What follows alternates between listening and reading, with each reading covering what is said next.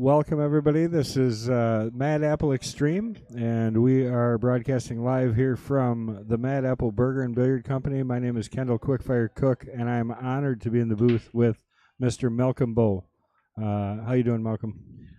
Well, I really am excited about this game because I've been waiting for Gary Vozka to play, and now I'm going to get to see him firsthand. I haven't played with him for 3 years. For how long? About 3 years Okay. It's been. Yeah.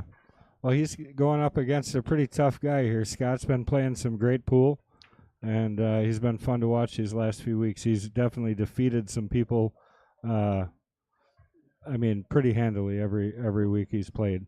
Well, I like Scott's game. Scott's right there with that cue ball, and he's right there with his shots, and I do like his game. Yeah, I agree. And he says he's off yet, so he had an injury, Wow. so if he's off, I'd hate to see him on, right? Really? All right, let's see what he's got for a 10-ball break. Kind of a side break, and looks like the 9 is going to go down for him. We can take a quick look here from the overhead view. It looks like he might not have a shot here. Yeah, he's kind of hooked up over the 10. You can see our new sponsor there, JP Shower Custom Cues. Happy to have them along, so welcome them tonight for our overhead cam. So he can push here, I guess, if he wanted to, or you could get aggressive and play a jump shot, but the 2 ball is kind of sitting. Yeah, it's kind of setting funny for a jump shot. For shape. Let's see what he's doing. Yeah, he does have the short cue out, so he is going to try and jump this. Now, he played me a few games ahead of this, and he hurt his arm when he was jumping because he messed up his arm not too many weeks back, and he said, holy cow, look at that, and shape. That is ridiculous. He got a little unlucky with that 3 ball.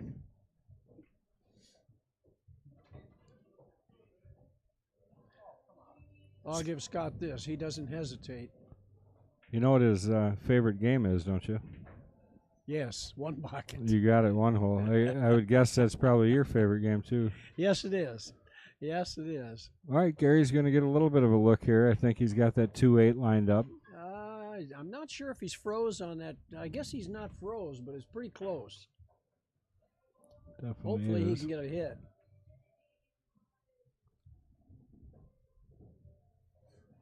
I guess he's open.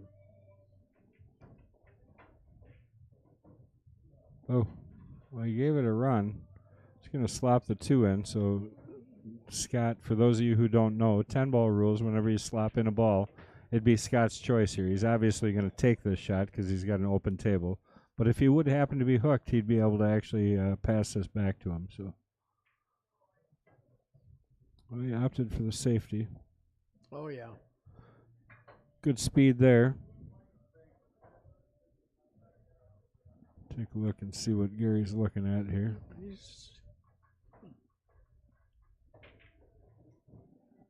Yeah, I was going to say he's got a kick, so he looks like he's coming 2 rails around. Really nice hit. He got a little bit unlucky with the way it bumped up there, but he made a nice 2-rail kick, though.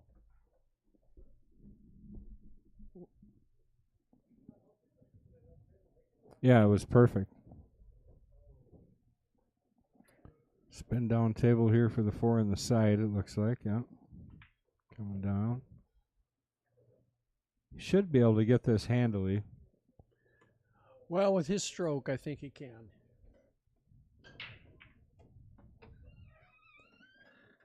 Yeah, he's just going to slide over here. You just don't want to go too far. He doesn't want to end up behind the 8, so he's not going to move too far. And kind of got much better. No, What do you like here to get on the 6? Oh, I'd think he's going to follow around 3 rails. He could draw it past the 10. Let's see what he does.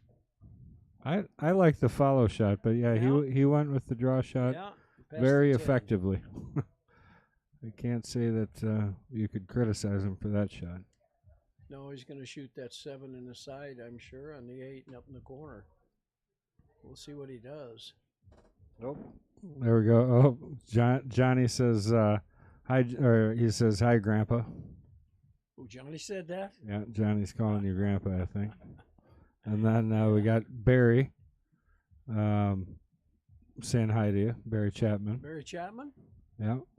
Hello, Barry, and the other few 100,000 people that know who Malcolm is. Yeah.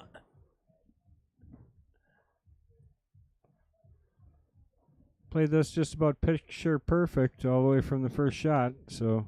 Well, that's just about the way Scott plays, too. I've watched him for 3 or 4 weeks, and he's right there with his shots. Yeah, if he's got it, he's not typically going to make a mistake and not get her down, so.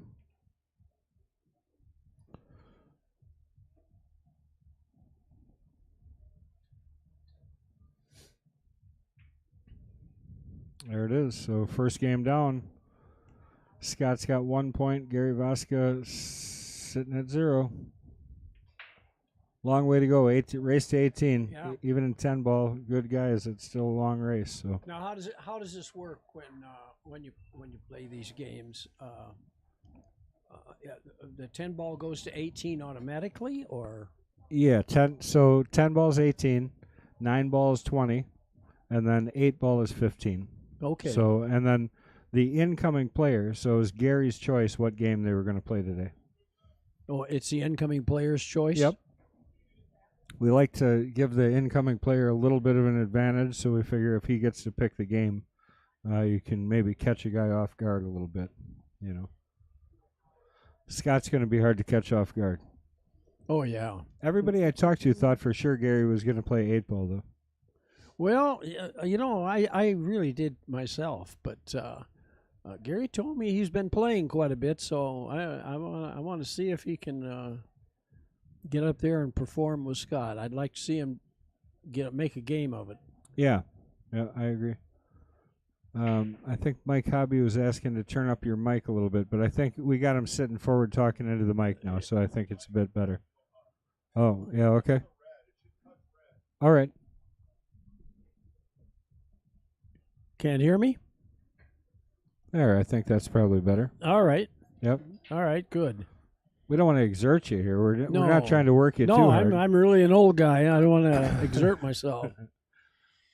Well, I'll tell you, if anybody out there doesn't know Malcolm, if you get the chance to play some pool with him, he's got a lot of years behind him. How many people have you taught? Just Johnny? Was Johnny probably the... Actually, John and I used to play back and forth quite a bit. Yeah. He had a note from his mother that if he could come in and play, and if I got just a second, I'll tell you one story about John. Sure, absolutely. I took John over to Warsaw, and I can't remember how old he was. He was probably 15. Yeah, young. And we was Moss guy was there and everything, and I had my wife, and so naturally we got a hotel room, and I got dinner for everybody, and they brought John a coloring book. Did he color? That's the actual question. No, he just kind of got a red face, and he took it pretty good. You know, you can't say much. Funny. Well, yeah, he's out on the big road with Malcolm and his wife. And yeah. We was playing tournament and hustling pool and doing all our stuff. Yeah, that's pretty good. Yeah, John become a very good player. Oh yeah, everybody knows that. Anybody who's around Wisconsin, and I mean not even around almost anywhere around the Midwest for sure is going to know who you're talking about. So Scott playing a nice safety here. If he gets up behind that 9, he didn't quite get there, but played that Z shot, and he might not have got it hard enough. Yeah, I think Gary's definitely got to look at this shot, which is good for him. He'd like to get this second game and tie things up right off the bat. Yep.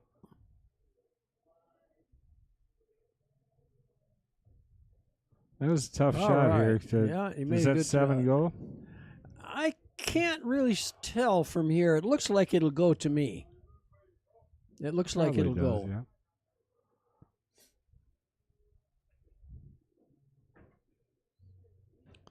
Yeah. Nothing to it. Yeah, and he's got nice speed there. Let's see what he does here. Think he's going to come across and shoot it in the corner pocket, upper left. Or you think he's just going to go up one rail? Well, probably just to the side rail, huh? Yeah, that's what it looks like to me, and shoot it in the corner. That was a good shot. I think it made him a little nervous. I think he rolled maybe a couple inches further than he was thinking, so still got that second game jitters going, I think. Yeah. Yeah, he controlled the cue ball there pretty good. Let's get him in that first game is what we're doing here.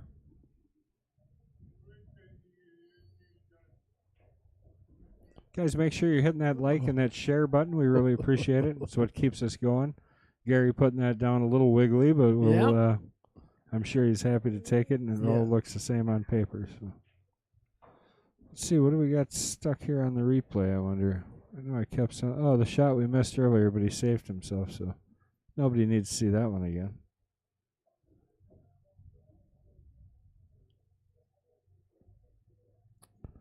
All right, 1-1.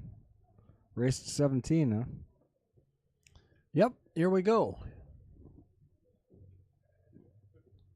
See, we got the blockade around the arena tonight. Hopefully we won't have any random heads walking through the view.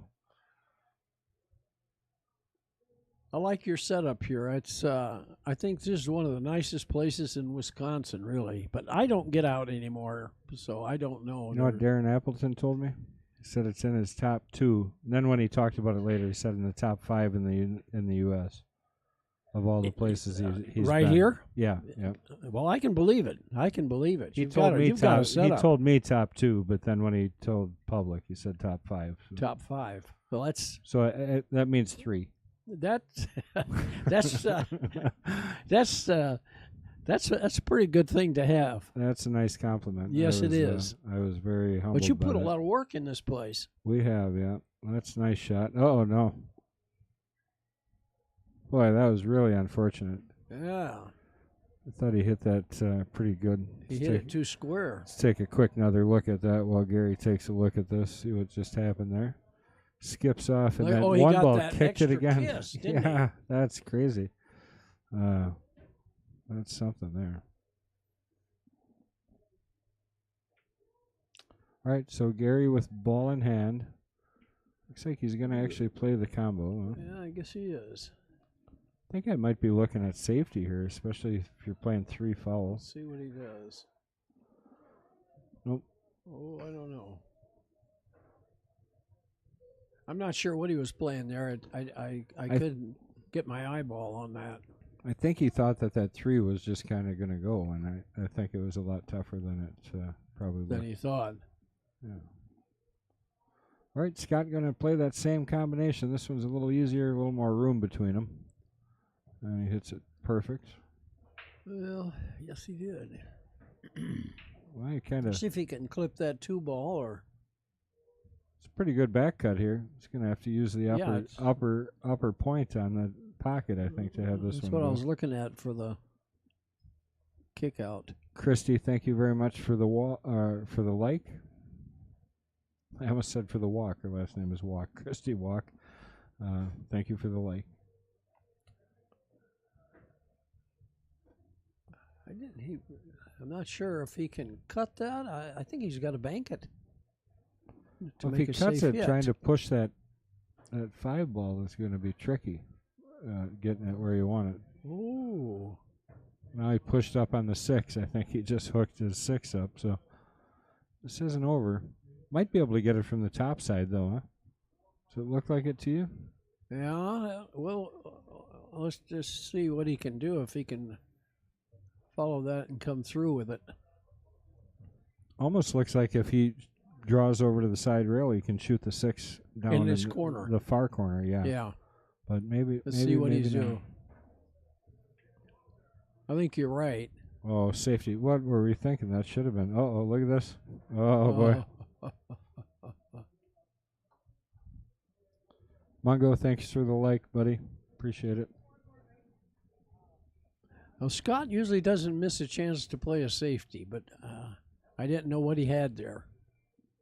Oh, there's Gary playing the safe, right? Oh, no. Scott's got the shot. I'm surprised Gary's given the... Oh, boy, he hit the 7 there. Did he hit the 7 on the way in? He sure did. He evidently didn't. Well, I don't know. Shooting it. I'd have to see a replay of that. Yeah, I don't know if I actually hit it in time. Yeah, I did. So we'll take a look. I think it was, but maybe I missed it. They were shooting it, but if Gary wasn't watching too close. Brenda, thank you very much for the subscription. That is how we keep this thing running for free. Make sure you're out there sharing too. We really do appreciate it. Well, Gary's going to kick 2 rails here. Try and get in between the 7 and the side rail to the 6. Hits it perfect. Did it and made the shot. And made the shot. Now it's a dilemma. Do I save that one? I'm going to have to. What a shot. We're not going back to look at that no hit. No. Because I want to see that shot again. Chris G with the like. Thank you. Okay. Gary with the chance to take a lead here. Yes, he is. It's a couple 3 stop shots here, and I like his game here. Chris G sharing too. Over there just plugging away on his phone. I can see him working.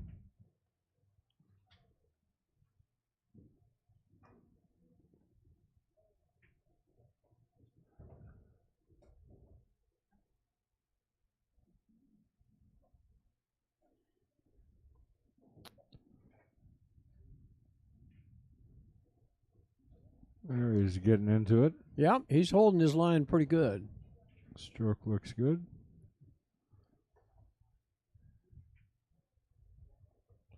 Puts it down. Look out.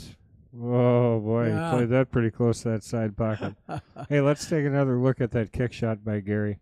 You really kind of got to watch it on the overhead cam because this is a good unfortunately shot. we were in the way. He hit that rail first just perfect. It was. He couldn't hit it any better, so that's what started the whole thing going. Yes. 2-1. This might be the first time ever that somebody's had a lead on Scott Cohen. I think so. It might be, honestly. He's taken off pretty quick in the beginning. So, yeah, the closest I've seen anybody to him was the last time was 2 games, and otherwise, why he was just right there. Look at that break! Wow, well, missing and a some shot. people. Andrew Bundy, how's it going, buddy? And Fred Renner, #1 in my book. Must be talking about you, Fred Renner. You know Fred? I know a lot of people. I know you do. Yeah, it's not fair of me to ask you that. I don't know names. Yeah. And it's probably somebody that beat me out of my money once. Could be, right? Yeah. Let's see. John Field says foul very loudly, he said, with exclamation points, talking about that shot before Gary kicked, but didn't make a difference. And Nick also agreed that that was a foul on Scott's shot. Oh, boy. Gary didn't hold the line. Well, he might have got a little bit nervous there on a shot or two, because that was a very simple shot for him. Well, and I'll tell you, sometimes you look at it and you think you're starting to think you're stroking the ball good, and you lose that attention just for a second, you know. That happens. Yeah, I mean, and it seems to be in the same spot for almost everybody. You know, they're just starting to loosen up, looking really good, and I think you just kind of glitch out for a second here. Well, Scott's definitely going to take advantage of that because he's got a pretty nice table. The 6 is still a little bit tough. Yeah, that's. I was just looking at that to see what he's going to do here. Top side, do you think, Malcolm? Above it? He went down. He doesn't want to cross 7 points.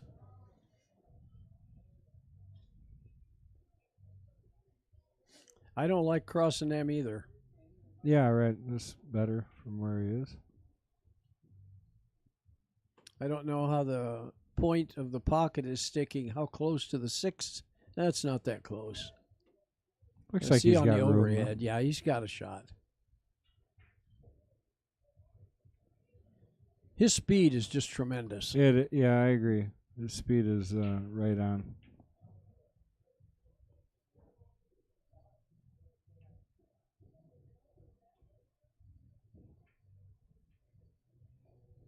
I don't know. Just tap this in. It looks like it. A little more angle than he would have liked. I think he would have liked to get up a little bit higher on this ball, but he's going to draw into the 9 here. Bump it a little bit. Yep. Nice shot. Yes, that was a nice touch.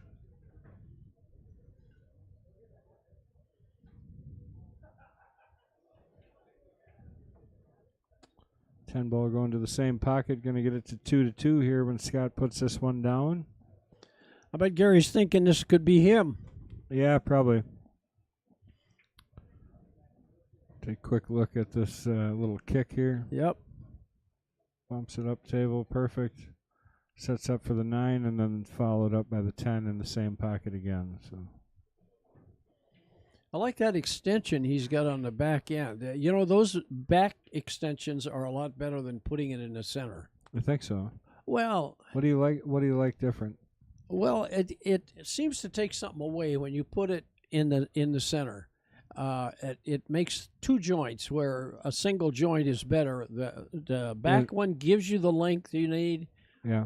That's the way I see it. Yeah. Well, it's all opinions anyway, so it's interesting to hear everybody's thoughts on. Well, if especially a guy like you've been around a couple of years. So. Well, I'm not a cue repairman like a lot of guys went into a pool and they become like yourself and pea shower and you're a tinner, weren't you? You're a tin man. I was a tinner, yeah. Sheet metal. That's probably smarter. That's why you got enough money to still be here at 90. Right? If you would have went into Q repair, you'd probably be in dire straits. Well, I don't know. Our friend John, he doesn't repair them, but he sure sells a few. Oh yeah, Johnny raffles them. All right, Scott's got the 1 ball here. He's got to kind of bump into the 2. I think so. Just got to make sure he can control where that cue ball is going to go off that 2. Looks like he's just going to push it over, shoot the 2 in the same pocket if he doesn't scratch, right? That would be the goal. Well, I'm looking at the 3 ball off of that 2, and we'll see what he does here. It's kind of a testy little shot. Yeah, he's just got a really narrow window there between the 4 and the 4 ball out there in the middle of the table and that 3 ball down by the 6. So, well, you think he's going to try and hit that window? I think the window he's looking at is between the 4 and the 8. Okay, come down and bump it, maybe. Well, or at least get up there where he can cut it. In between. See what he does. Yeah, that's where he went. Just right. Yep. Yep, that was a good shot. And a good call by you.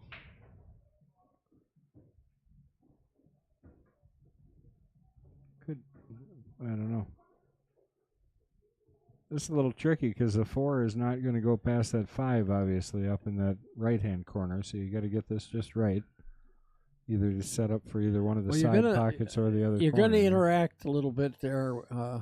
Maybe not. With the 6? Yeah, maybe not. Maybe he's got something going here. Slide in there. Oh, look at this. There's your interact. Oh, he missed. Yeah. Oh, he went for a leave, didn't he? Yeah, he was trying to save him, and I think he got him, but not as deep as he would have liked to. He really wanted to snick him behind the 6 a little bit more. I think Gary might be able to. I don't know if he can make it, but I think he can hit it. If he might be able to bank it. I don't know. It looks like it.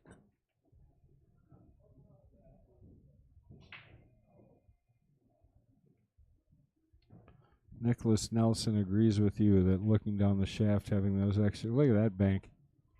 That was a good shot.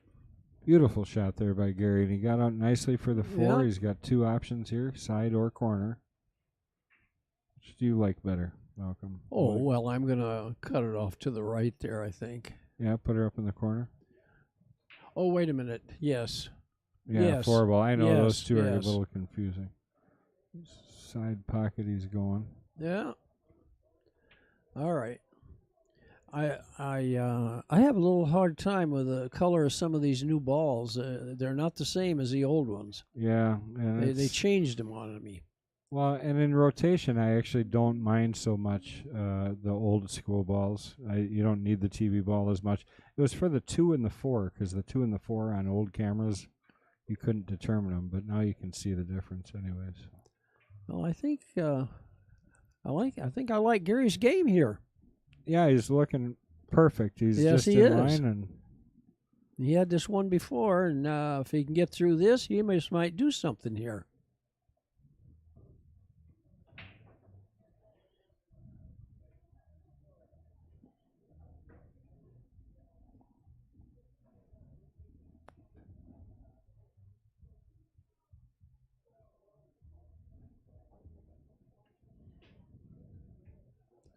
What goes through your mind, Kendall, when you're shooting a ball like that 9 ball? It's a simple shot, and you know you're going to make it, but does things go through your mind there, or are you just open? I think I try and relax my mind as much as I can, because I know what you're talking about. I know, you just, if you think too much about it. Oh, your own mind can just ruin a game. Crazy, yeah. Yeah. The shots you can miss just by blinking in your mind, I guess. I guess that's the easiest way to explain it. It is like a blink. You're all of a sudden off in another thought because you've either taken it for granted, or if I make this, I'm in the money. Yeah, right. And if I miss, I'm out. Yeah. That used to be a big thing with me, and I finally was able to overcome it. Yeah, I think it just is. It's play and play and play, and put yourself in that situation over and over. Boy, he crap wrecked himself there, didn't he? Yeah, he did. That's either that or it was a safety break, one of the two. I got to take some blame for that, because I actually talked to him a little bit about the about his break and how he was going at it. Scott's going to waste no time here, getting this shot into the corner, come around for the 2. Do we have too much speed on that 9 ball? Yeah, I think he's got to go off the rail first here. We'll get a look from the end cam. Yeah. That'll make it easier to see. Take a look over his shoulder go off there. The rail a little bit. Works out, though. It'll come around nice for his 3 ball Yes, if he makes it, which he did, and it did. He's Maybe be too far. Up the hill a little bit. Well, that's hard to tell. Now, pool is a game of fractions. You can just get yourself stuck in a New York minute. I think you're going to see a safety out of him here. I think he's going to overcut this 3 ball, play off the 8-4, and that's what it looks like. Send the cue ball up to the top.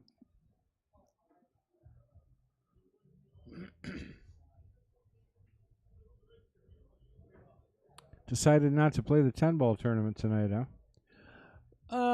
It's a little late for me. I'm more of the Sunday 8 ball guy. Yeah, Look at that. Oh, did he call that?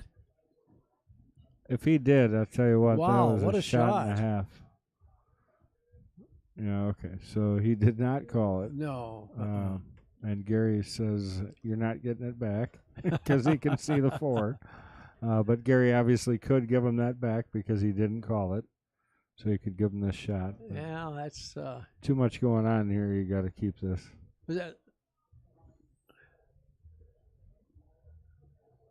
Not sure if it actually goes past the 5. That's what I was going to ask you. Does it? I can't quite tell. There's enough room. There's enough room to play a safety, maybe. 410. Call the 410 and play safe. Oh, did he call that? He evidently did. He sure did. Wow, nice shot, Gary. And he's on his. Yeah, but it looks like he can make the 5 here. Yep. If he makes a little break here, he might have something going. I'll tell you for sure. Look at this. If Gary gets out here, I know for a fact nobody's been up 2 games on Scott. No. I don't think anybody's ever been up 1. I've seen him even.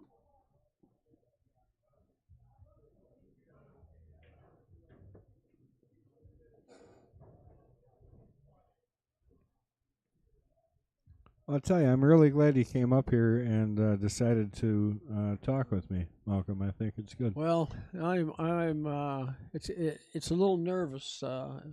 Well, you wouldn't know it. You're as calm, as cool as all the days you played pool.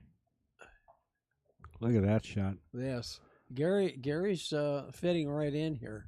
Yeah, he's finding his stroke for Yes, sure. he I is. think he's had one or two little oopses or hiccups in his stroke, Yep. but sometimes that's what gets you going too. You know, Oh, you yeah. miss that one or two and go, "Hey, what the heck is this?" And make yourself shoot better. Just finding the speed is helping. I'm kind of liking Gary's choices, the way he's shooting. Yeah, you can tell when a guy's playing the pattern right. You know. Oh boy, that was a nice shot. Yeah, good speed and cut it exactly where he needed to into the corner to leave himself this angle for this 10. So put this down. He's got a 2-game lead. There Yes, it he is. does. Go back, take a quick look at what started the whole thing. Gary decided he was going to play that 5 ball off the 10 in the or 4 ball off the 10 ball into the corner pocket. Yes, that was a good shot. Better. That was the start of the whole thing right there. Yep, that was.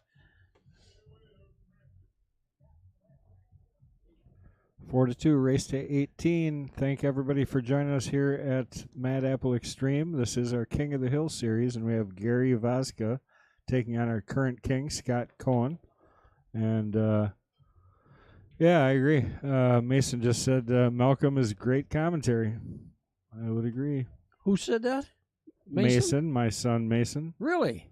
Well, thank you, Mason. I am not sure I am a good commentator. I enjoy the game, though. That's what it takes. Yeah. Steve Cochran says good out. What do you see here? There's a shot there. Did he make a ball in the break? I don't know if he did. 2-4. No, he didn't. I guess He's not. giving that up to Scott. Let's see what he does with it. Oh, I'm sure Scott's going to come KLOZ close.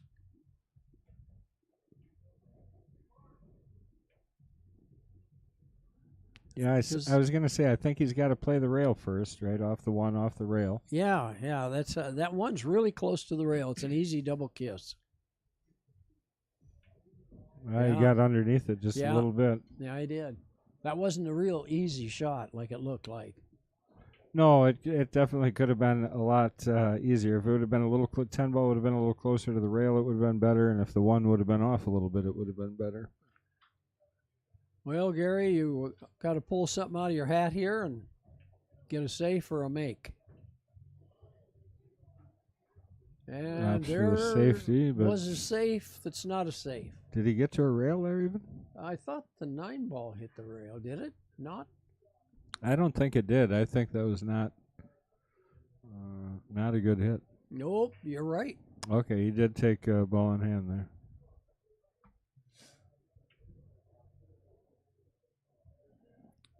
Scott going to bump the 7 out of the way here a little bit. Yep.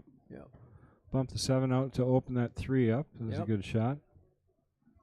And really took care of any. He still maybe a little bit of a problem. 3 to the 4. Yeah, right? That's the only thing I can see right now.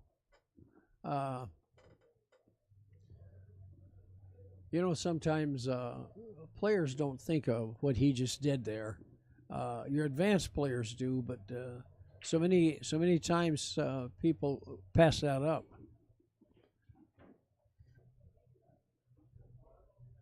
Yeah, just that little bump. That little bump. Yeah, they don't think about it.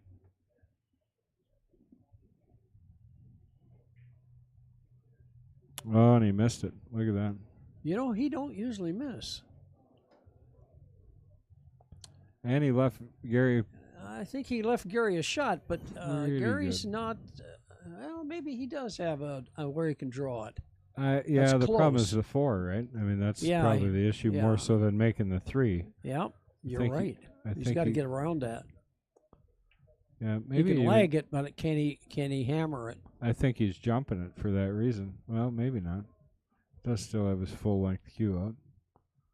Well, maybe he can get around it and draw. We're gonna find out. Yeah, he did it. Well, he's gonna bank it. I've seen worse setups than this for sure.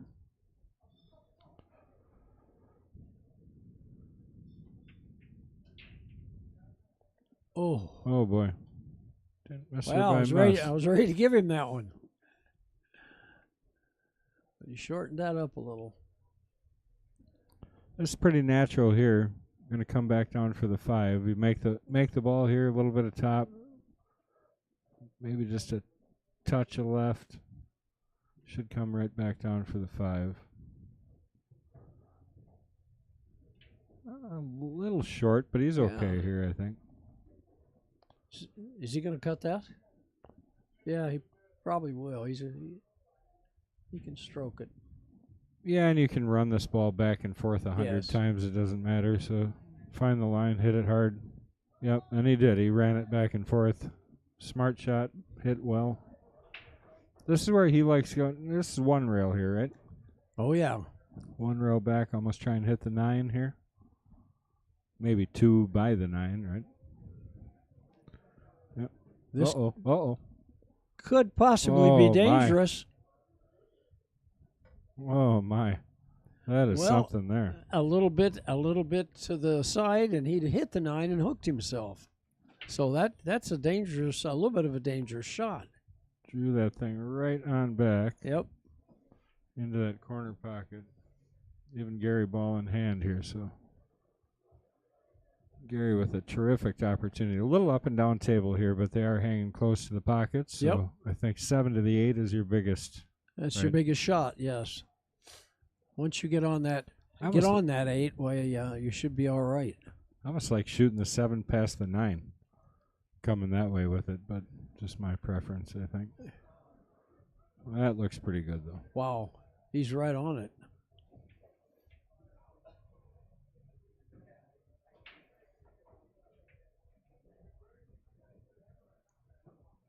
That was a good 2-rail shot.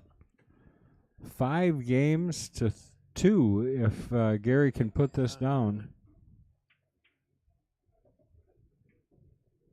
Oh, yeah, there it is right there. Yep.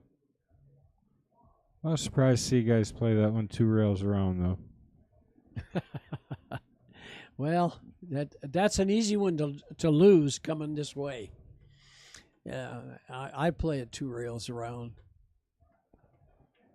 Nice job there by Gary. Finish that off, making it 5 games.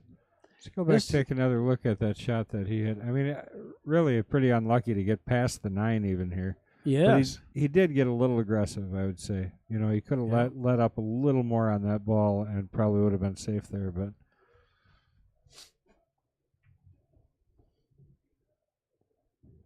well, actually, Gary's hitting the ball good. Yeah, nobody's really had their break working too great yet, though. No. Neither one of them. No, Gary's last break looked like a safe break.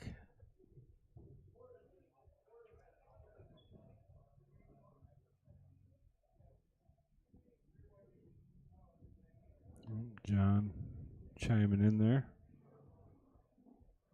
I always like it when I get told I'm right. Thanks, John. Don't we all? All right, good break. There, see, we're just talking about nobody having a break. Well, there we got one. Now there, and it's wide open too.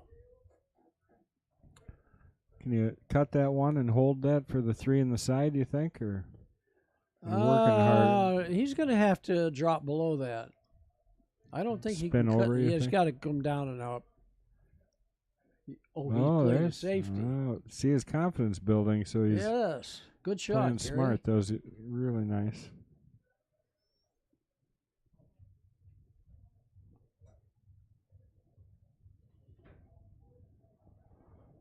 Well, we'll look again quick. Gary's replay of his safety here. Smart shot. And played it pretty well.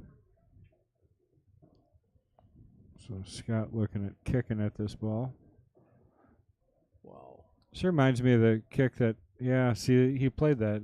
I never knew that shot, and he did miss it, but Larry Neville actually taught me that shot not too long ago, actually. Where you kind of push through the English. Okay. It kind of massays it back around. Right. And that's kind of what he was looking at doing there. When you say push through the English, it's kind of like shooting through a ball. Yeah. Yes. Yeah, and it kind of almost like It just hooks it back like different angle than you think is even possible on that.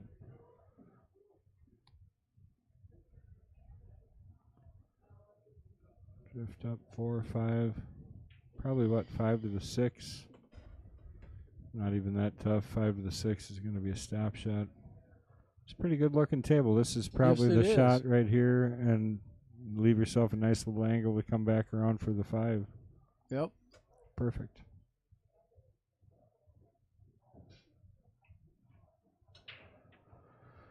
He's going to go forward. Could go 2 rails. Yep.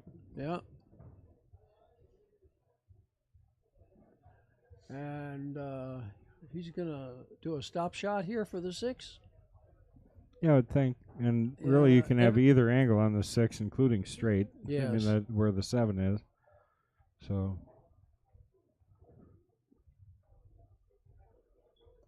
Mike Gaines, thanks for the like. Another guy that's been commentating with us and doing a terrific job, Mr. Gaines. Appreciate that. Look forward to seeing you Sunday. He's our current jester. Gary feeling loose here. He's getting a little out of line, but when you're feeling the way Gary is, he should have no problem here anyways. Yep. This is one of his speed shots here. Well, you got a little loose. Oh, he went that way. I was waiting for that cue ball to lazy off the rail and straight into the other corner. He's got it, though.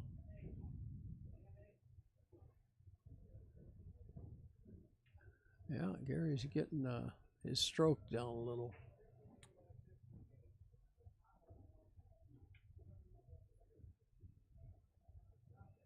Shot there.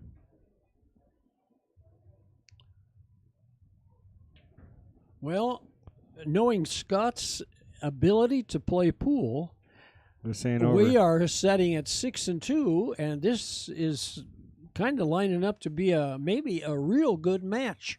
This safety is what started it all right here. Gary played a nice safety, got ball in hand on him, and took it from there and made it all the way out. But knowing Scott's ability, this could be a real good match here. The way it's lining up, I mean, he might say, "Hey, I'm gonna come from behind." Are you saying Gary's going to be happy that he's got a four game head start here? Oh yeah, I'd say he's got a good lead, but you got to hang right in there and hang tough. So I just want to take another second to thank Malcolm for being here. Malcolm, I really do appreciate it. And for those of you who don't know Malcolm Bull, actual legend from Wisconsin for the last, how many years have you played? You're 90 years old. 90 years old. I used to set pins when I was 10 years old, and then I could play a game of snooker for a nickel. Okay. And I started in snooker and then graduated. And when I come out here, I got in with the boys down in Milwaukee and started playing pool. Yeah. Easy game, right, compared to snooker? Compared to snooker is a harder game to play than 8-ball on these tables. The pockets are a lot smaller and rounded corners, all that. Yep. So as the players take a break here, it's good timing. So we'll talk a little bit about, what's probably your favorite win? I mean, you did a lot of gambling, right? I mean, there wasn't a ton of tournament play, was it, or was it? I wasn't ever a big tournament player. I used to play in the Chicago area. Start playing on Friday night. We'd play Friday, Saturday, and Sunday, and we played in Melrose Park. All right. And what was the pool room? The pool room was a bar with about 2 or 3 dance bands that just kept coming on and off as they'd get tired. And we had 4 pool tables. Yeah. And they finally put 2 more in to make 6. And we would play money pool in there. And then about midnight, Cicero Murphy'd come in. And we'd kind of watch him play. And then one night I got the chance to play him. And I naturally couldn't beat the man. He was a very good, accomplished player. Yeah. But boy, did I love that game. Yeah, right. And but we played a lot of $10, $20 9-ball in those days. And Melrose Park, the name of the bar was the Casa Madrid. So and we played a lot in there. You named one, but who were you afraid of? Who was the guy that you didn't really want to go after? Well, that was Cicero Murphy was the man. He was him. Oh yeah, I didn't go after him. I just played him. Got a chance to play him, and I had to play him for the a little bit of cash. But it was a lot of fun to play. And yeah, there was a lot of players there. That was good, and we used to that was a very enjoyable time in my life. Yeah. Then when I come to Wisconsin, I run across Willie and Eddie Matthews and Randy Lamar and Willie. Obviously, you're talking about Willie Munson. Yep. Yeah. So just to throw that name out there for everybody else. So. Yeah, Willie and I used to run down to Lower Michigan and play a lot of tournaments in the old days, and I run with Eddie Matthews a few times, and he was a very accomplished player. I'm pretty sure Eddie Matthews kind of trained Willie. Okay. Willie used to carry his cue stick. Okay. That was the word on the street. All right, and that was the thing. You like his caddy kind of. Yes. There yes. you go. Yeah. All right, here we are back to the match. So that's pretty good. Hey, nobody got bored. Everybody stayed here and listened to your story. So that's good. Well, I hope they liked it. I'm getting ready to go home. Yeah. Yep. That's fine. We're gonna kick you out of here pretty quick. I know you didn't want to stay too long, but MH is. I just saw him get back in the house, so we'll flag him down here in a second and get things rolling. So.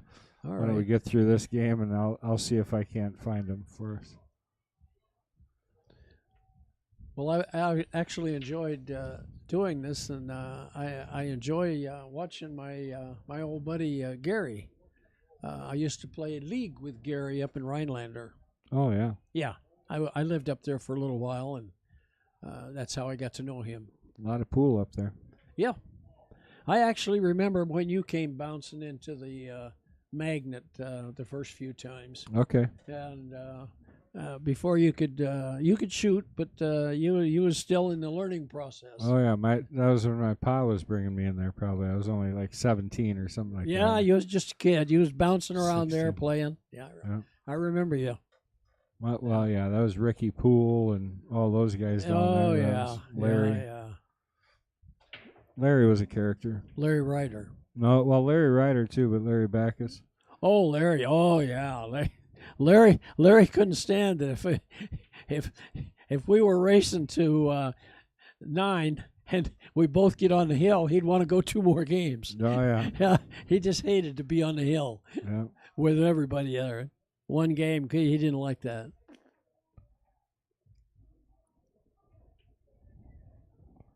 Well, Scott's putting together a good run here. He decided that break was what he needed and clear his head a little bit.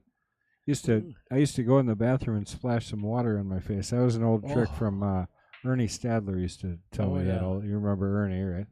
Oh, I remember Ernie. Yes, I remember Ernie. Speaking of characters. Yes, he was a character. Yes, he was. Yep. But this is what I mentioned a minute ago.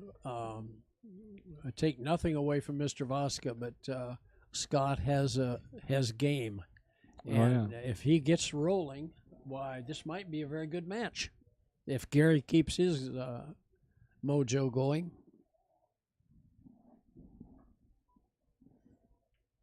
Well, he's got her pretty good here. You got to take.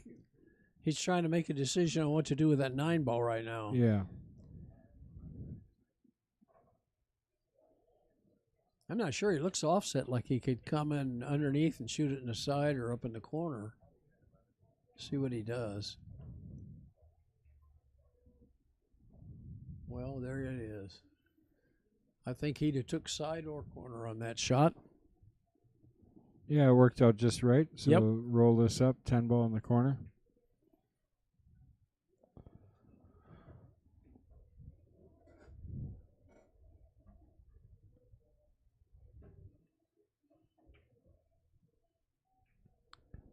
Well, and we'll take a look and see the crucial shot that got things going here for Scott. There's a nice little break shot there. We'll watch that one more time since we didn't quite catch the whole lie of it. That is a good shot.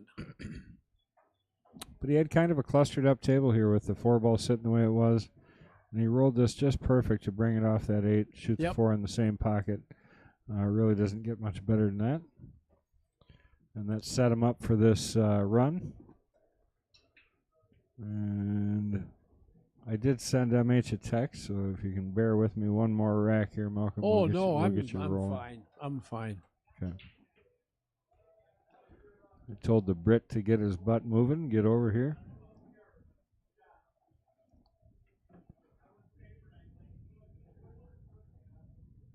And good interaction there between Scott and Gary. I mean, I always like to see it when guys are competitive but still friendly and, you know, enjoying each other's game also. You know, I mean, it's fun to watch guys that, well, pool, even the guys you're playing. You know. Pool has to be enjoyed because as soon as you lose your temper, you're going to lose your game. Correct, yeah. Yep. You had a lot more fire in you, though, when you were younger. You had a lot of fire. I know every time that I would go and play, you always have that drive, you know, to win, and you could see it every time I would watch you play. I would just see how much that drive was there for you to just dominate your match, you know, and do what you can to get out every time. I'm very lucky to be up here walking, talking, and chewing gum at 90 years old. Well, I couldn't agree with you more, Malcolm, and I'm happy to have you, and it's a good thing for you to get on here and just tell people about your experience in pool. You know, I mean, well, there aren't too many people that are going to get much more experience than you have in pool. I kind of enjoy myself to come in here and play with the young guys and bang them around a little bit, and I even gamble with a few of the young fellas that are up to par and can play. Not too good though. I like to hang in there, I guess. Yeah, and you do more than that. You've won quite a few of our weekly tournaments, and it's just awesome. And they tell me I'm the third player, yourself and Jeff, in our Thursday daytime league. That I'm the third player there. Absolutely. Oh yeah. Couldn't believe that. Johnny just brought that up. He threw a pitch out there for you. He said, anyone looking to play some one pocket, Malcolm loves to play $5 a game. Old man has tons to teach, and that is the truth. So appreciate that. Yeah.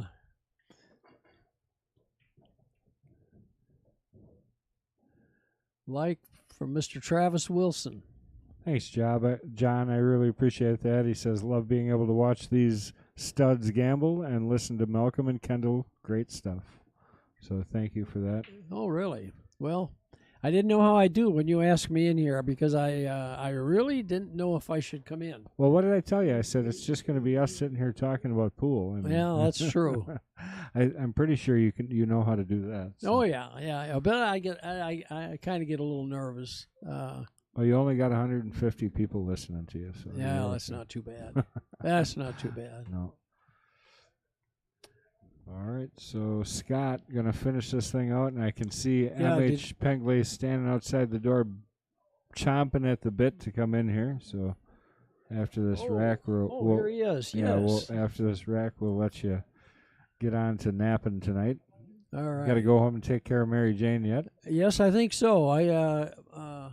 Game and Michelle, thank you for the Well, I got to make sure we got stuff for tomorrow to do and a dinner. So I'll put something in the crock pot. There you go. All right. Well, Scott's not going to take this land down, is he? So he's going to bring this back to... He's cut it down to 6-4 with this 10 ball. Yeah, beautiful. Good work. And good work by you, my friend. Thank you very much. Don't forget to take the headphones off, otherwise I'll be walking lassoed back around, yeah. So, all right. Well, thank you, Malcolm. We really appreciate it. Send the Brit in here. He's not going to be anywhere near as fun, but we still like him. All right, Malcolm. Thank you, buddy. Yep, we'll see you.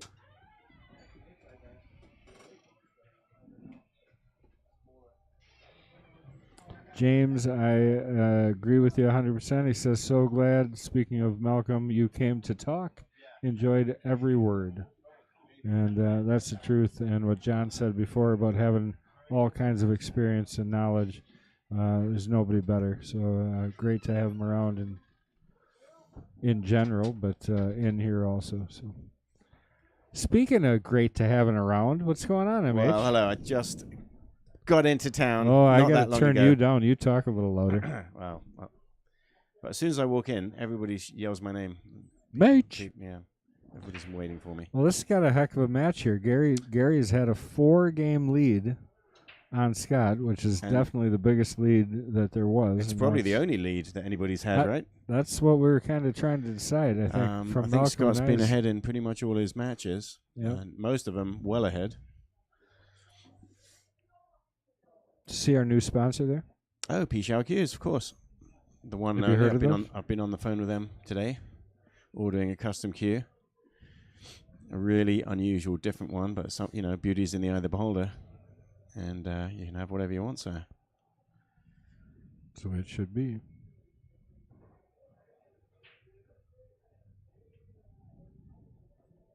He's taken a regular P-Shower model, and we're changing all the colors. Okay. Purple and green, and Bacardi. Purple, green, with inlays. Bacardi. Anyway, blabbing away like a crazy idiot here. Gary Vodka. Vodka. Vozka. There you go. Vozka. Polish. Probably. No, it could be Russian, though. Sounds Russian, doesn't it? Vodka. Vodka sounds Russian. Well, and so does vodka, except Vozka. Vozka. There's no D. Vozka. There you go. What is it then? Well, let's see. So, Nick Leak, thank you. Appreciate the like. what's up, Mr. Leak? Mr. Like. I always want to call it Leak. Mr. Like. Is it like? Like. Nick Like. Wow. That's how he says it anyway. Like. It's probably like, yeah. Exactly. So say it like. Like. German. Ah. And it probably is like, actually. Oh, James McCullen said Gray had a 2-game lead on him last week. That's right. Now that he says that, I do remember that. Nobody's had a 4-game lead though. Right. That one I can say confidently.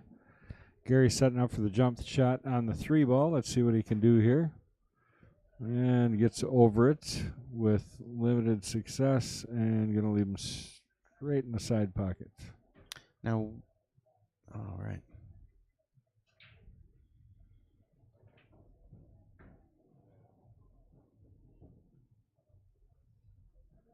Not a bad safe, I would agree. Good safe. 5's a little bit tight. I think he probably has room to get on it, but you definitely want to have a good angle here. I would prefer to have a back cut angle if at all possible. Really? Straight to back cut here. You mean like? I don't like the 6-ball edge of the 6-ball gets in the way. Just. But he's nice and straight on this, and he probably can just shoot it and draw back without touching the 6 at all. Well, that's So ideal. in fact, that's kind of perfect, yeah. Yep. Doesn't get much better than that one. And he's got the rest of these to... It's going to be like one pocket here until he gets to the 9, I think.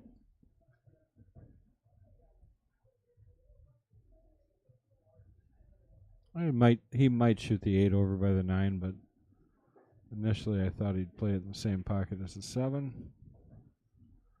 And he holds it with inside, plays it to the opposite corner, setting for the 9 next. 10's still a little bit if you don't get the right angle on the 9.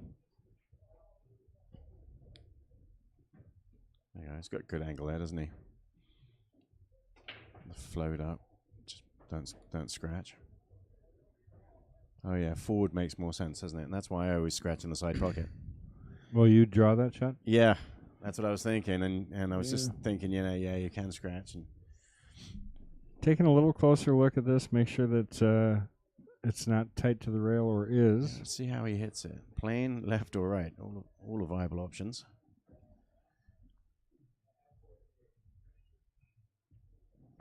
Runs it down the Plain. rail like nothing. Center ball.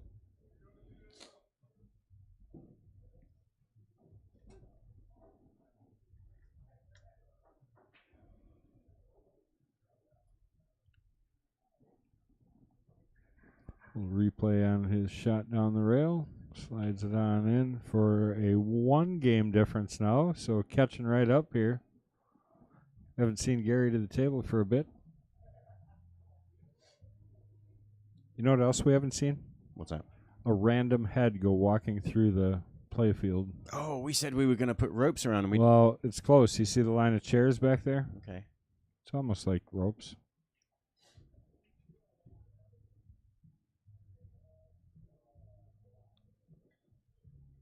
Oh, foul. Rolled it past the line. Don't you have to strike it with a Yeah. tip? Yeah. Yeah. Yeah, it wasn't really a foul. Try calling that one.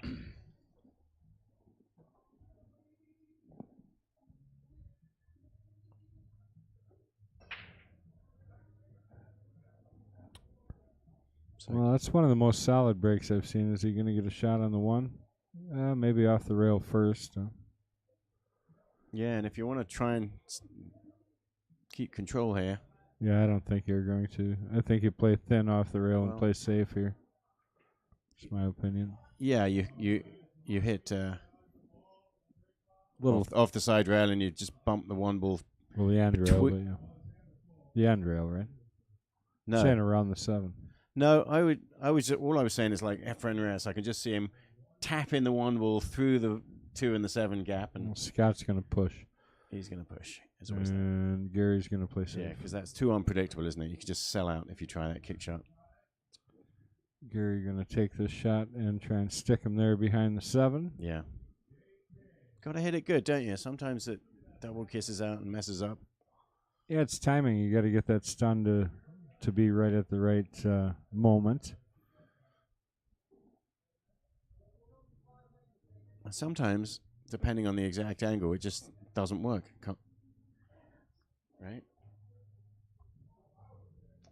American Hustle. It's always for the Kings match. It is a minimum of a $250 entry fee, and they can play for more. So there's $500 in the middle. Gary just slid right around that, and I think he's going to get really lucky here and put him right behind that 8. Perfect. Yeah, in order to clear the double kiss, you've got more angle than you want. Yeah, my guess is Scott played that intentionally, understanding that might be a problem for that. Gary? Nope, Scott played his push-out. Oh, okay. Understanding gotcha. that shot. Yep. Yeah, that's where we put it. Yeah, it's actually very clever. If that's true, luring him into a shot that doesn't quite work. Right? Yeah, yep. And now Gary has a good opportunity actually here. That's a good push-out tactic. The nice thing here is you've got the 3 ball hanging down the hole. So when you get down here for this 2, you can kind of play at that 7 and 8 and not worry too much about your leave. Yeah, just go into the 8, you're saying, give it a good old bump. Just try and open them up. And try not to hook yourself for it. So I think he's just going to go forward here and try and get down by 2 and hopefully leave himself an angle, which he did. Almost perfect, really. 2 in the corner, play off that 8. Yeah, because if you do open that up, you do have a chance, don't you? The 6 ball you can shoot in, and if you don't have to work too hard for the 7, depending on where it ends up, the 6 ball's not that bad.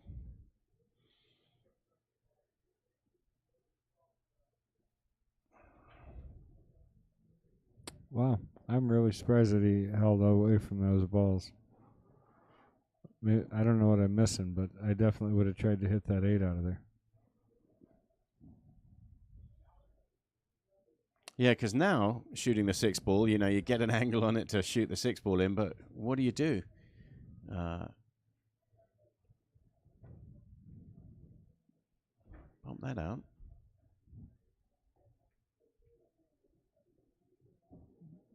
I don't know if he can or even wants to hit the 7 here. I don't think that's possible. You end up hooking yourself. Right, it's probably not even may just roll past it. But if you slightly clip it, if it turns out that it's a thin hit on the 7, it can work out.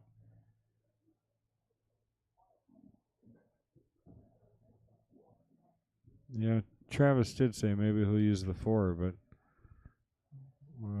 yeah. See, even Gary didn't like this a whole lot. He decided he was gonna try and safe out of there. What did he do? He tried to play safe around the table and brought it back to the cue ball. But I mean, Scott doesn't necessarily even want to make these 2, so he's probably going to skid down here by the 7. Well, presumably, if you get a good position. Okay, that's good, yeah. Perfect. Yeah, that's really good.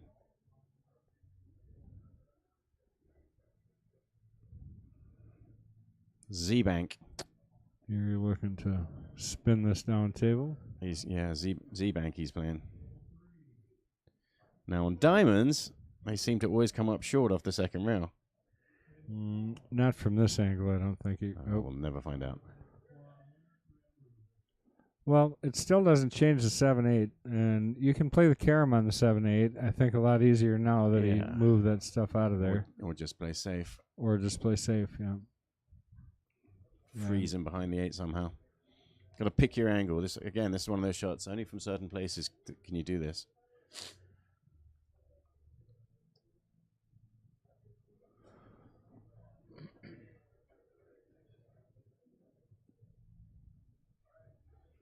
Or is he breaking it out right now? No, I don't. So the question is, where do you want to be to play this? Oh, he's got. Sorry, I'm a ball ahead. 6 ball. Yeah, he hasn't left himself very nice, has he? No, but again, I mean, it's not like you're firing away at the 7 ball. Well, yeah, he definitely doesn't have very many good options now. So stop and ponder, figure out what the plan is here. Cut the 6 ball in and then play safe on the 7. He is cutting it. So where do you want to end up? Well, he's going to try and play this safety. I think he's going to try and break it, or at least get down table. You might as well go for it at this point. Well, you got absolutely down there. Perfect. Yeah, he can play. Yeah, now it's an inch shorter would have been really perfect. It's funny how an inch makes a difference. But yeah, safety. He can still get behind the 8. Mm-hmm. I know Gary was deadly on a kick shot earlier, so let's see if he can do the same thing here. And if you're going to hang the 7 ball over the corner pocket, you're inviting him to try and kick this one in. Take a look over Gary's shoulder. Take a better look. He kind of has to bend the ball either on either side of the 9 ball. You could probably do it either way, but the 9's kind of in the way, I think, for the natural shot. I don't know. I like that natural here. I think you're playing 1 rail here, not 2. Yeah. Oh, and he did it that looks pretty good. Oh, yeah, just a little inside.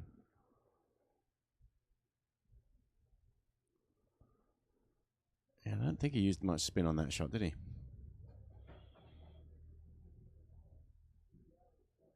I actually have to see it again to know.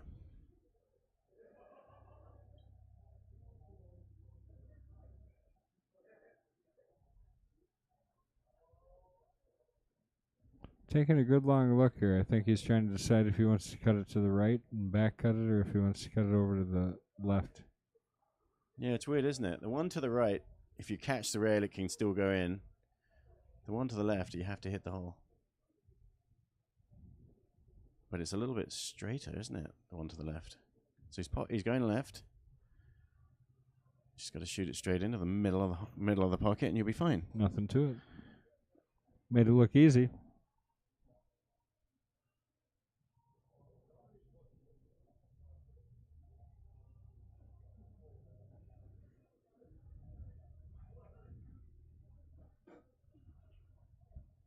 All right, note to self when playing this kind of shot, try not to snook yourself behind the 10 ball. And it's probably crazy to even think about playing it that way.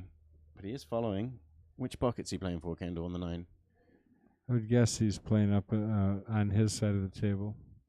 Oh, yeah, that's that way. Yeah, just like that. But he's confident enough he's not going to hook himself behind the 10. That was the only thing I was thinking about going that way. Preston said he hit that ball good. I would agree. talking about the shot prior.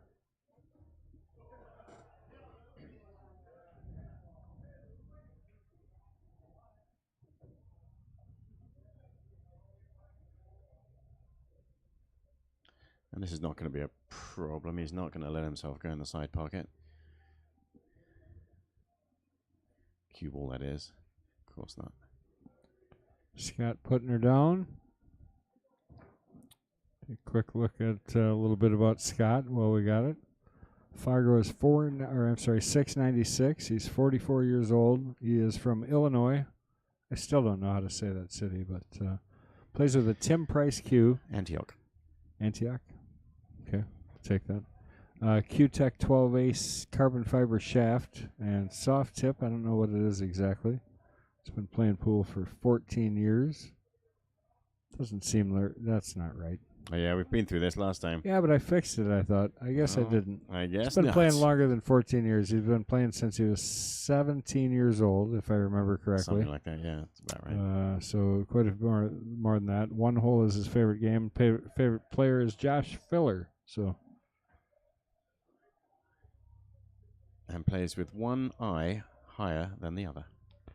250 a week. Plus, he's been drilling me for his warm-up, so a little better than 250. He's gotten lucky so far. Hasn't caught my fury. I've been playing Scott a little bit before his matches. Yeah. You're saying he's gotten lucky. So he beat you. That's what I said. He said 200 a week. It's actually 250. A week. Well, if you take the gas money out, though, he's coming from Illinois. Yeah, about $250. He owes the pot, I think, at that point. Yeah. These days. I did. I just filled my gas tank. It was $116 to fill my Jeep. Yeah, that's crazy. We should all be burning hydrogen in our combustion engines that we make at home with our solar panels and our windmills. That's exactly what I was thinking. Yeah.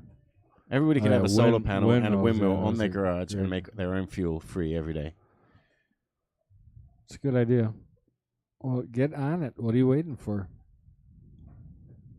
And hydrogen is the ideal fuel to burn in your combustion engine. And did you know the reason that hydrocarbons are so powerful and there's so much energy in hydrocarbons is because of the hydro, i.e. hydrogen. We're already burning hydrogen in our engines, just a very dirty form, that's all. All right. Well, you sent me that. I'm sorry I brought it up. No, yeah, you did, because you sent me that clip about the water-powered car. Right. Which actually burns hydrogen, which it makes through electrolysis. Nice kick, and I think he's going to give up a shot to Gary here, which will make Gary happy. Hasn't seen much as of late, so...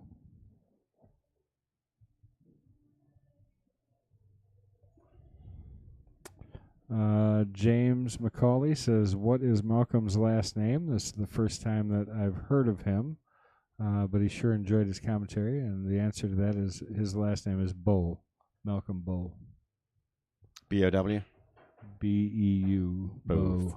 Beautiful in French. But he, I'm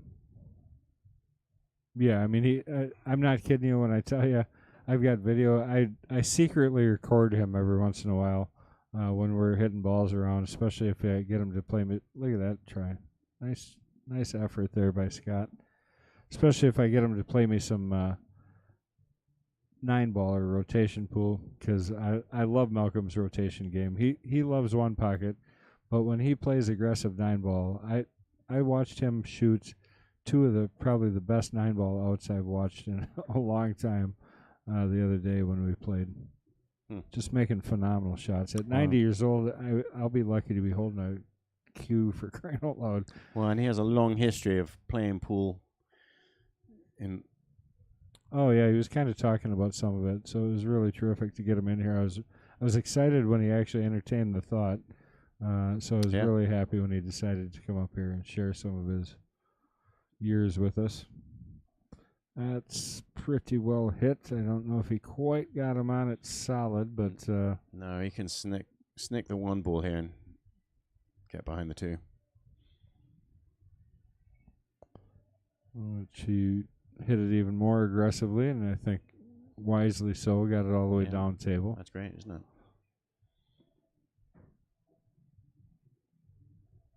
Scott would have to spin the heck out of this to get it one rail around that 10 ball. He would really have to give this a twirl. So he is looking at 2 rails behind it. Yeah, he's lining up the Z bank.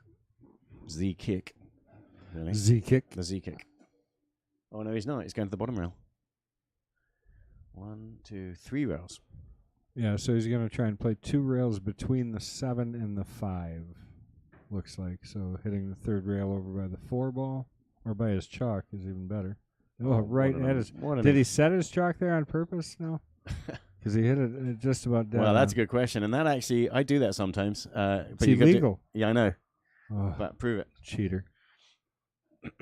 But he hit that absolutely perfect.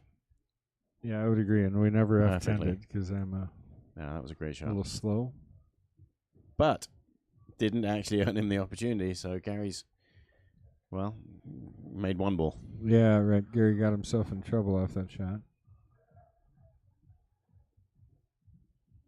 What a great match so far. 6-6. Really competitive so far. We've seen good shooting out of both sides here. Gary went off for a little while, and then Scott came back really strong here. So here you kick the 2 ball. You call it in the corner pocket, but you play it with speed there. It goes 3 rails back up table. And you hide behind play a stick shot behind the 3. But you call it in the corner just in case. You miss hit it and make it in the corner. Why not? Because then you're on the 3. Or you call it on the side. 3 rails on the side? I don't know. Did he call the 10? What did he call? He pointed at the side pocket, so. Oh, he did call that 10 ball. Wow, holy cow. What and look at the aggressive shot. Look at the reward. He's smiling and laughing, yeah. Well, I mean, that's a heck of a reward for. Well, yeah. And when you play that shot, you might think it's risky rather than playing a specific safety. But with all those balls on the table, it can still go safe. So you roll the dice.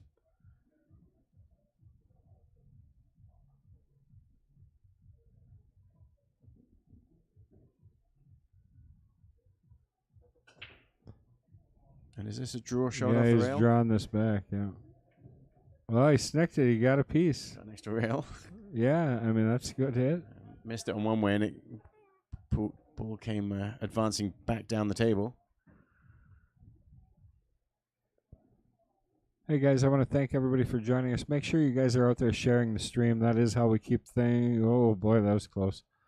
Keep things rolling around here at Mad Apple Xstream. We are located inside the Mad Apple Burger and Billiard Company, which is right here in downtown Appleton, West College Avenue. And we're a 14,000 square foot scratch-made restaurant, billiard room, pro shop. MH sitting here next to me. He is our pro shop manager, so affirmative. Can pretty much take care of any of your pool or game room needs. So make sure you come and talk to MH if you need anything. Pool tables moved, recovered. We do all of that. That's why you were late today. Mm-hmm. So Joseph Russo says Scott needs to put on 2 gloves, and they were mentioning that last week in the chat, weren't they? I think that's his nickname or middle name, Scott 2 Gloves Cohen. Well, Mason used to wear 2 gloves. There's a story about him with 2 gloves all the time. Oh, one on each hand, or yeah, because his hands would get cold, and it hurt, so he'd wear gloves to. Now there's a shot he'd like to take back. Yeah, he just didn't cut that ball. I've been there multiple times. It's tied up. Who's going to take the lead? Gary could have taken it there. I'd apologize, but Gary would agree with me. He just got a little bit lazy on that shot. Something. That's the time you have to answer the question, what actually specifically happened? And you need to know that. And if the answer is, I don't know, as the player, that means you weren't paying attention. He's about to find out what's going to happen. Did you misaim it? Did you stroke it bad? Did it get a weird kick from friction or something?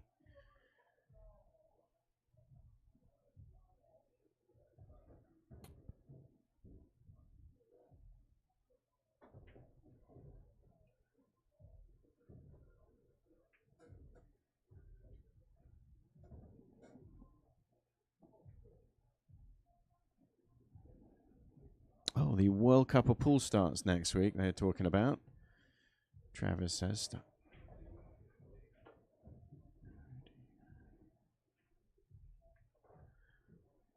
Travis wants to know who people think is going to win the World Cup of Pool. The two-man team event. Yeah, is that the one that Darren Appleton was not allowed to play in because of his whole thing? Was that one of the ones? Was that the one he was going to play with Shaw? Well, I know. Oh, probably, yeah. If he was going to play with Jason Shaw as a two-man, then that would have been it, yeah.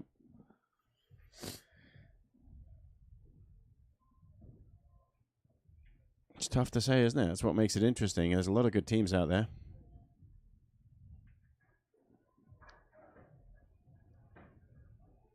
Jason Shaw and Darren Appleton would have been a good team. Well, yeah, they think. I know Jason Shaw played with Chris Melling that one time, and they just didn't work well together because which one was the boss? That was the problem. They didn't have a leader. Oh, wow. So Great Britain A and Great Britain B drew each other. Oh, you are kidding. In the first round. I like the fact that we always get two teams anyway, just to give us a better chance. But and last time they had three teams because someone pulled out. Oh, really? And actually, Team C, which was Darren Appleton and Carl Boyes, made it to the final and got beat by the winners, Germany. So some people might say Germany's still favorite. USA's got Canada, Poland, Hong Kong, China, Hungary and Czech Republic, Japan and Switzerland, Singapore and Qatar, Kuwait, Vietnam, Estonia and Serbia, wow. Austria and Finland, Germany, New Zealand, Netherlands, Morocco, Chinese, I don't know that word. Taipei, Argentina, Greece, Cyprus, Philippines, South Africa, Britain A, Britain B, Albania, Italy, and Spain, Australia. And who is playing on the American team? I don't know the answer to that necessarily. I would have to look. Teams. I can look for us. We'll see how Shaw plays with Elliot Sanderson. Who is Elliot Sanderson? Well, yeah, so I'm pretty sure that's what that was supposed to be. It was Darren with Jason Shaw. Yeah, that would have been a good team. Oh, a killer team, yeah. USA versus Canada in the first round? Correct, yeah. Oh.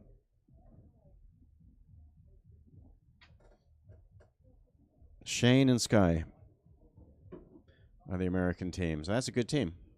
America has a shot to win that, right? World champion Shane Van Boening, Skylar Woodward, they just might gel together.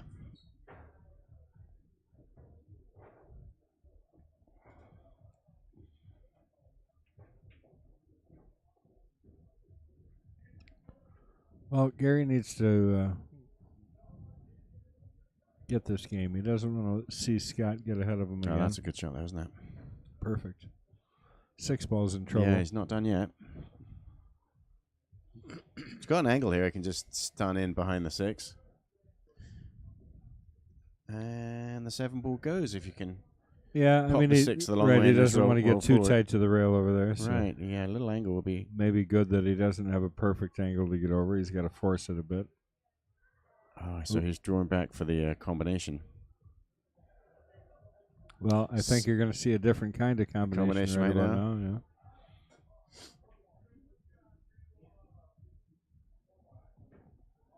And this is a good tester, isn't it? There's distance between these balls. The 10's not exactly hanging. From the overhead view, you can see how far away the 10 is.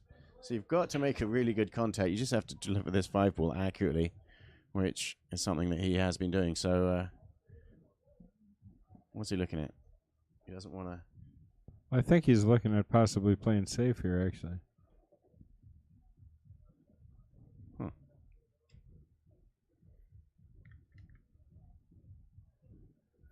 I mean, maybe the combination of the two. I can't tell if he's got enough of an angle. It actually looks like he's got a back. He was just checking that he wasn't going to follow into the side pocket. He's going to. He's playing the side pocket here. Look at where the cue ball is. Almost in the side, but he knew exactly. Yeah, see, he got right behind that 6. Played that. Well, maybe not. He might have rolled too far. Yeah, it looks like he's got a shot on the 5-ball here. Yeah, he hit the right line. He just didn't quite get as tight to the 6 as he would have liked. Giving Gary a really good opportunity. Don't get too straight or you get in trouble here. It's just right here. Got an angle where he can punch across, can't he? Like you hit it hard, but not too much draw. Just a little bit higher than a normal draw shot.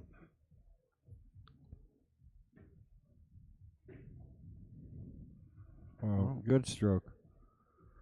Really did hit that perfect.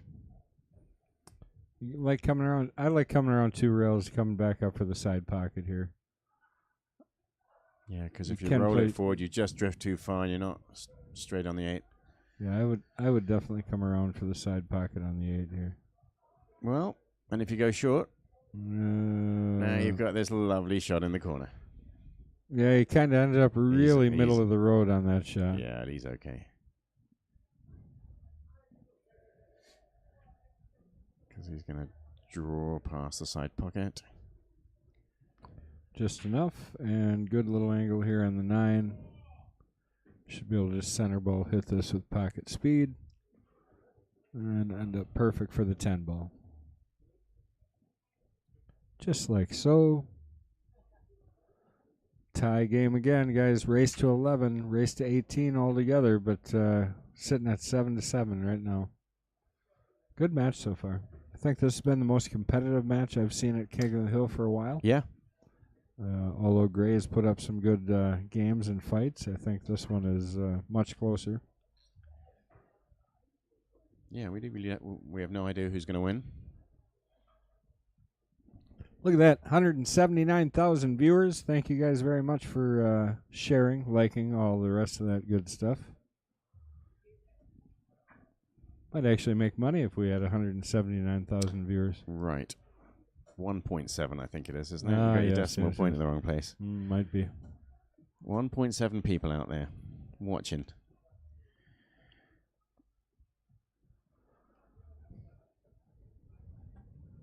If it was that many, I'd have to comb my hair or something. Right. Might expect something from you. Oh, I forgot to wear my hat. Oh, I can't believe it. So, just making the 1 ball in the side. Now, where's that? What about this 3 rep ball combination here? If you can get behind the 2 and whack it. Got to consider it, at least look at it. It might be. I don't know. You'd have to get down and look at it before deciding. But called the 2, I think. That'd be something to see it going right now. Want the 10 ball? Jerry Wilkowski, thank you for the like. Well, if he called the 2, did he? Into what pocket? That one. He called it in the side, actually. Oh. Yeah. Not quite where he wanted to be. He's got his purple heart jump cue. And that purple heart does make a good wood for jump cues and break cues. Just a little bit harder than maple.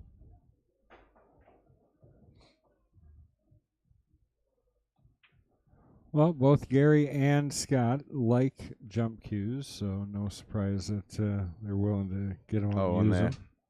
Questionnaire there. Gary's 60. I had no idea Gary was quite that old. Would have guessed mid-50s, maybe.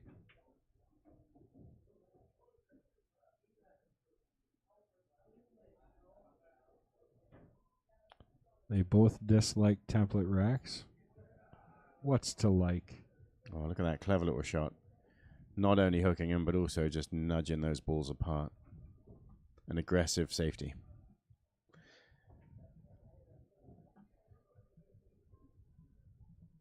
Yeah, there it is. Yeah, he hit that well. Or using the 9, really, wasn't he, to stop the 10 ball. Didn't really have to break the 9 ball out, so maybe might not have been quite as clever as I thought, but to use the 9 ball to slow down the cue ball. And also to block the simple 1-rail kick. The 9 ball stopping the simple escape. He's got a different 1-rail kick. The long one. And why is that shot so difficult to judge? Yeah, it is tough. It follows, and so it's bending. Well, and it always shortens up when you hit those, it seems. When they're straight like that. Mike Gaines says, my bet is on the guy from Illinois. Well, wouldn't be surprised. And he doesn't seem to be... well, there you go. I was just about to say he's shaking his arm, and he just shook his arm. Just wondering about it. Last week, he was suffering from his shoulder surgery injury. He just got there, I think. He bumped it over just enough to see this 5. And if he's not, he can flick a little bit of spin on it. Bend it around a little bit. Just take a couple seconds here to give a verbal shout out to the people you see on the screen there who are our sponsors as of right now. Look out for that side pocket. Almost. So give a quick shout out. We're going to talk about the Clarion. Clarion helps us out every week for the King of the Hill. They're generous enough to donate a room next door for our kings to be treated.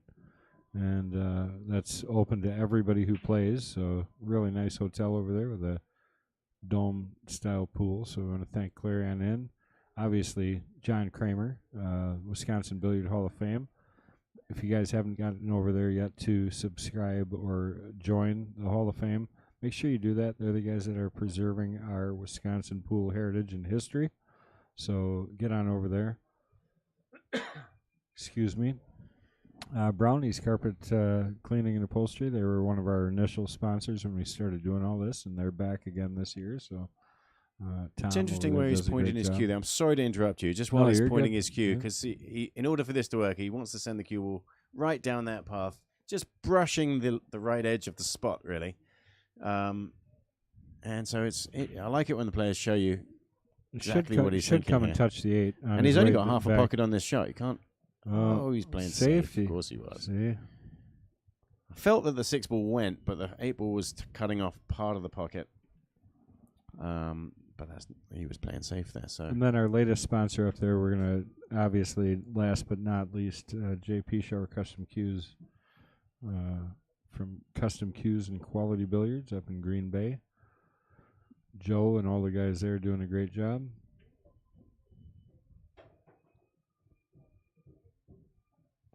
Definitely make the best shaft on the market, I think, with that Rogue. In the Pichot Rogue. So here, jump shot. It's a real close jump shot. Close for me, anyway. Yeah, strike 1. Nope. Not like that. It's America. You get 3 strikes. Not in this game. Pretty sure Scott will argue that one with you because he's not going to give Gary another chance, I don't think.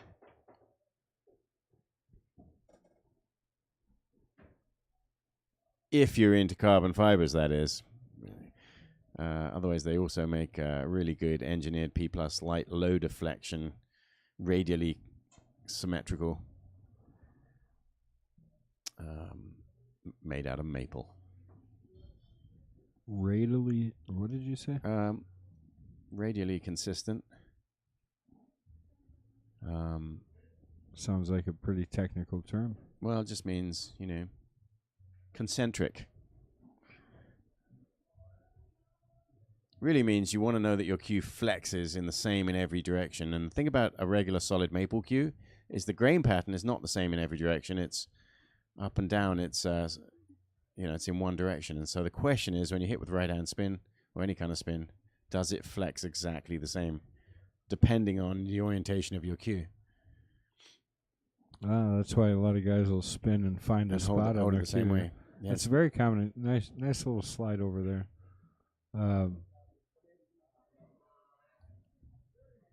It's very common in snooker, correct?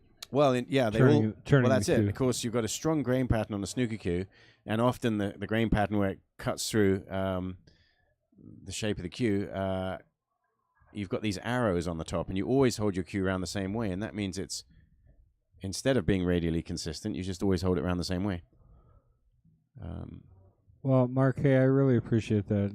He said, shout out to Kendall Cook for these awesome streams. I can't take full credit, obviously. We've had a lot of people that have worked hard to create this vision and make everything come together here. So I appreciate team of people. Yeah, I mean all of it. I mean you can have ideas all day long, but if you don't have people that can bring it together, it doesn't do you a whole lot of good. So I appreciate all the work that other people have put in also. So, and I'm just happy to be here for pool. I mean I love doing this. Get to have a lot of fun talking about a sport that I love and care about. And right. Hang out with the same people I play it against. Yeah. Good looking break there. Yeah, Made a ball. Ball just falls in, and other than the first shot, it looks like a nice run. So he's playing the 9-ball. Well, look at that $10 super chat. Thank you very much. It's the easiest way for you guys to donate actual cash, but we're not really even looking for that. You can do it. We appreciate it, but we just like all the likes and shares. That really does help us out too. So, if he played it just like that, he played it perfect. You got to control the 1 ball across the table and back again. Except he tied up the 4 there. Right. 4-5. He's got a couple of balls to work that out with. Sure. So that wasn't perfect then, but it's okay here, I think. A lot of moving parts. Yeah, if he gets a nice angle on this 3-ball. I think I'd try and break it here, honestly. The 3's hanging tight enough. I'd come around 2 or 3 rails. See, he's playing what you thought. Yeah, isn't it simpler this way than trying to break it from the 1 ball? Lisa Hackman. How you doing, Lisa? Good to see you. Thanks for the share. So is he going 2 rails behind these? Or is he I think he's going to draw straight into him. Yeah. Or 2 rails behind. Or 2 rails behind. Look at that. Bang. Straightened out the combo? Well, there you go. Did he? Yeah, he's called it. Well, that's rolling good for you at that point. Control the other. Ooh. Uh-oh. Almost. Fraction softer. He'd have been really happy. It's not.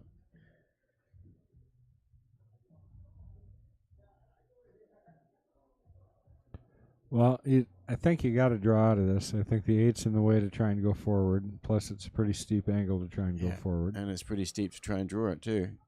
What do? Can you clear the 10-ball, or do you have to hit it? I think you're playing the short side on the 6 and midway up table. I don't, Yeah. Yeah, that's tough. He just didn't have an angle to. Well, he tried to come back 3 rails to get to the long side on the 6, but. So Gary's got a chance here to draw even again. Tie it back at 8. It'd be a straight up race to 10 at that point. And he's got a bit of up and down to negotiate here. So first he's got to get up to the 6 and then back down for the 8. That's a little short. It'd like a few more inches on that one. Now, I don't know if he can hit it soft enough to stay down on the 8. Oh, I don't mind. This is draw 2 rails. I think you slow this down by drawing around 2 rails. It's quite thin, this shot, isn't it? I don't think it's too bad. I mean, it is thin, but I think it's very playable. Okay. Well, there you go. You need to hit it harder, though. And hit it too soft. Well, there you go. Well, the banks are open. I think he needed just a little bit more rotation on that. A little bit more rotation would have sent that cue ball just a little bit further and also cut the 6 a little bit more than... wasn't even halfway there. He turned around and yelled at the camera. Well, I'll tell you, that's probably... Have to test her. Yeah, I mean, it... Cuts in the corner. Makeable, but... Cue ball flying backwards and forwards between... Well, hopefully not into any side pocket. It looks like he's going to back cut this into the side. Oh, yeah. He can do that, huh? Surely can, and did. Does he have shape, though? Pretty sure. Does straight in count? Might. Not really a shape, is it, though?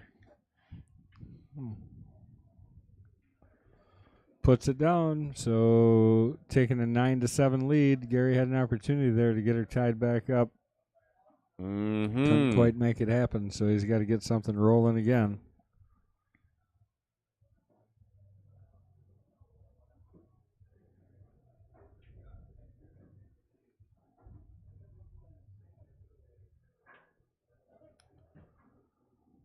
So we got a pretty big tournament this weekend. We got the Cue It Up tour. Yeah. So we've got that going on this weekend, and then July 1st and 2nd, we actually have the finals of that tour coming right back to us here at the Mad Apple. That's going to be a huge tournament, and we'll make sure we got streaming going on for that one. Sure. What did you understand? I think it's full, isn't it? I heard people trying to get in. But, of course, don't take my word for it. Yeah, I'm pretty sure it is full. Who's running that thing? Mike Taylor. Mike Taylor. Yeah, Michael Taylor. But people fall out at the last minute, but I'm pretty sure they've got a waiting list. I know there was several people asking. And no matter what, you're going to want to come to the Mad Apple, even if you don't get a chance to play. Yeah. Oh. Scratch on the break. Let Gary get back into this match. Well, what a break that was. Holy cow. 1, 2, 3, 4, 5, 6. 3 balls made. No balls touching each other. No balls touching a rail. Ball in hand. What else do you want? Still got to figure out how to do it. Yeah, I mean, that's a heck of a spread there, though. First shot. 110 combination. Yeah. No? Mm-hmm. Yeah, I don't think I'd shoot that either.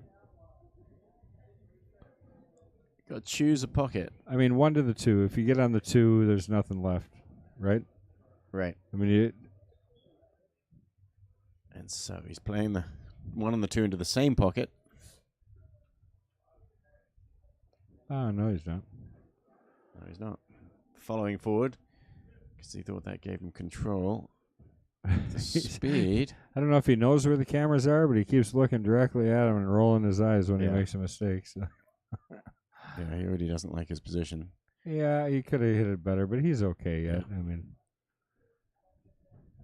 just got to relax, make these balls. You definitely got to get out here, though. You don't want to send a signal to Scott that roll this gently and barely tap. I think so. Off the rail. That would be my shot. I don't like hitting this very hard. Keep it simple. All the other shots, you're crossing into the windows, you know. Or hitting it harder than you want to. Yeah. And well, we got Taylor Seek rooting on Gary. That's Gray's lady. So he's not just rolling it in. Oh, yes, he is. No, he's not. And because he wanted to hit it straighter to get better position on the 5, he allowed himself to hit it. I mean, that's the thing when you're trying to hold a ball like that. If you just stroke it, you're going to put it in the middle of the hole. Maybe you get a little harder shot to shoot on the 5. It's like mentally he didn't pick a real shot. He was the position was lured him into missing the ball.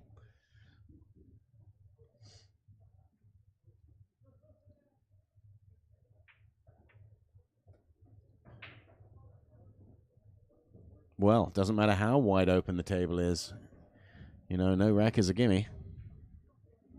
Yeah, you never can take them for granted, you know, and I think it's unusual to see Gary not get out on that rack, though. I mean, I was worried for him when he was looking as long as he was to get 1 to the 2. Just means you're thinking harder than you need to, probably.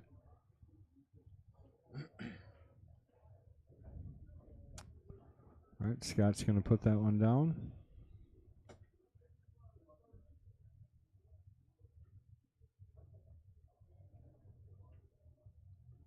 So there's a difference, too. So when you go to Scott's, his table that he typically plays on is a diamond, and obviously Gary's from Rhinelander, and there's not a whole lot of diamonds out that way. So typically he's going to be playing on a 7-foot valley.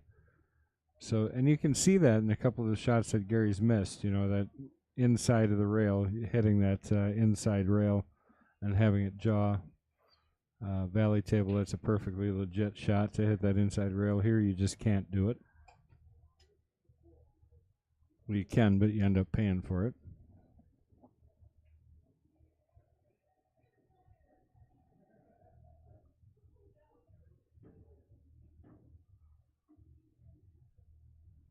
Actually surprises me to see. Gary says his favorite game is 10-ball. And he did pick it today. Yeah, that surprises me, actually, because a lot of people that I talked to thought for sure Gary would pick 8-ball. Huh.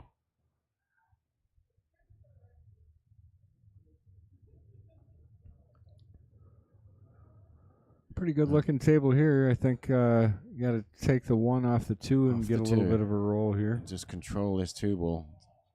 It's another tough one to judge. Oh, look at that. He actually followed into that gap between the 7 and the 2. Could have come out. Well, he still got it. So He he's came okay. out good here, yeah. Just a little spin out, side pocket yeah. for the 3. That was nice, wasn't it? Follow into that gap. So you gonna bank this ball? Probably should. Whoop. Did he get away with that little brush on the 7? Yes. Caught just enough of the 7 to make it perfect. And 2 rails around here for the 5 next. 1, 2.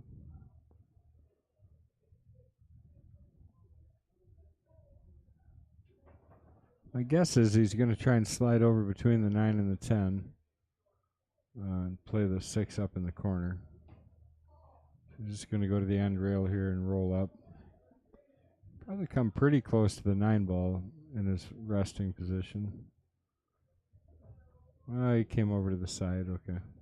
Yeah, just enough right spin to get into the gap there.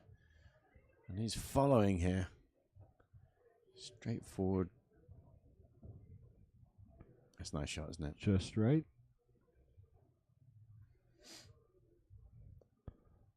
Straight up stun here, up table for the 9 next, and probably put the 10 in the same pocket as the 9. Yeah, just a little bit of draw maybe.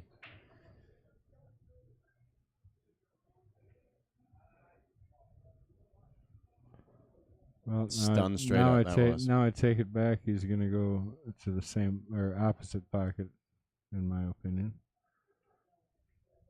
Same pocket. Well, that's what I called originally. Go for the side pocket here. Maybe you should just stop talking for a while.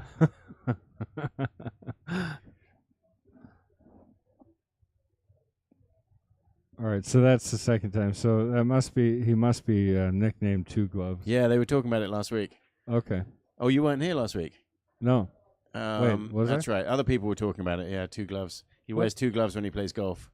Was I here? What was the week where I commentated with Chris G?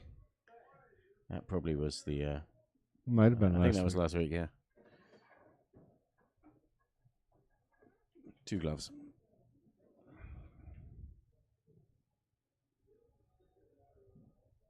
It's like Arthur Two Sheds Jackson. Arthur what? Two Sheds Jackson. 2 Sheds. I don't even know what that means. No, and that's a Monty Python character. I can't tell if it's me or you that's too. Chris says one of us is too soft. Oh. Must be me. No, I just felt I am quite soft. Ah.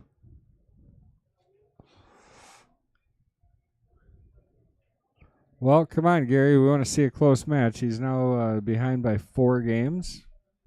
He actually had a 4-game lead at one point.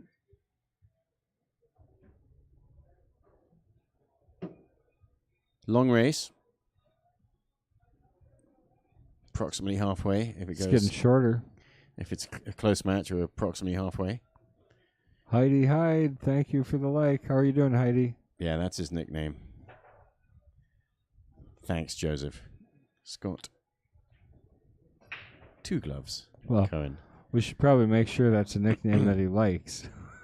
Or start calling it. Yeah, that's not a prerequisite. People will call it if they want, and they obviously do.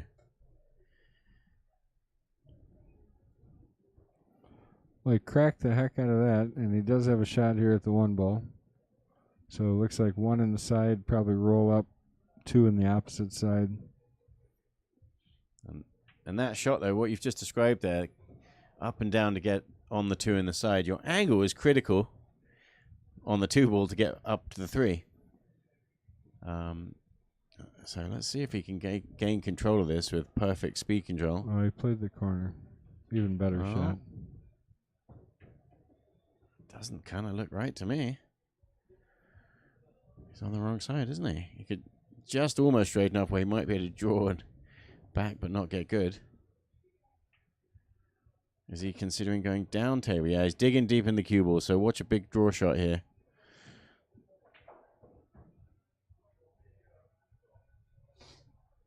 Could have used a bunch more spin. Kyle says he loves that nickname. Just make sure you don't outdrive him or he'll run over your ball with the cart. Ah, he's that guy, is he?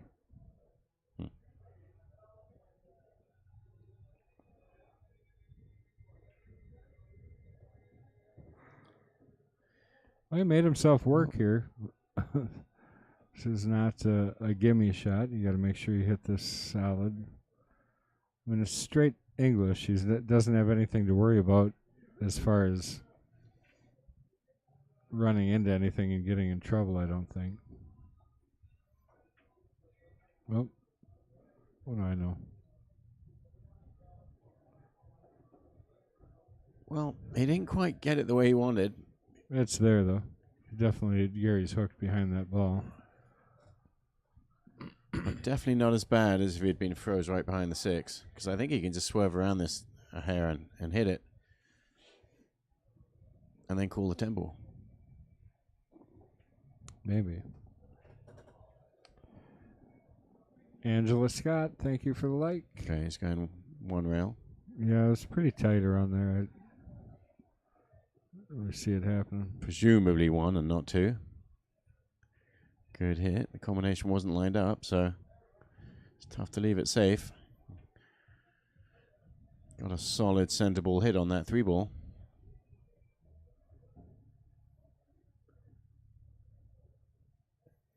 Safety And coming. he wastes no time here playing safe because he too much angle to stay down for the 5. Did that well? Yeah, he plays very good safeties, doesn't he? There doesn't seem to be a lot of easy escapes.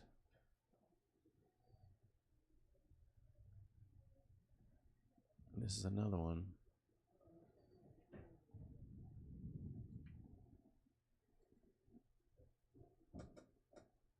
Another one where you don't have a simple 1 rail kick.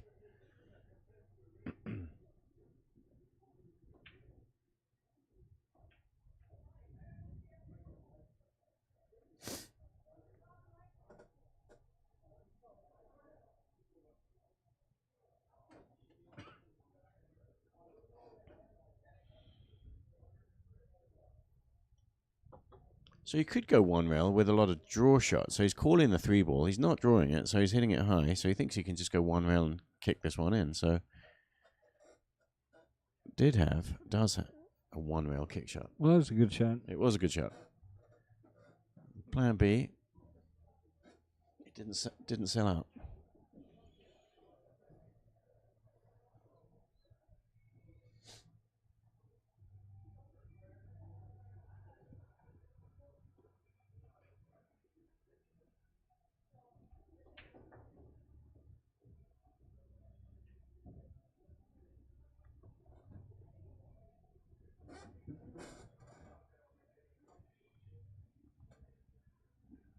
Yeah. Well, it's another good you shot. can't hit that much better. He's probably trying. Well, better would have been. I think he was probably trying to get behind the 8, but because he played the other part of the safety well, i.e., putting the 3 ball, it's still safe.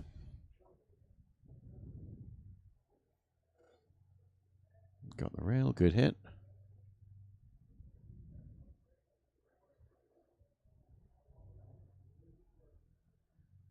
But he has left a nice length of the table diagonal shot on the 3 ball. Straight in the hole. Scott puts it down, sets perfectly for the 5. Right in the middle of the pocket, as always. Well, as usually.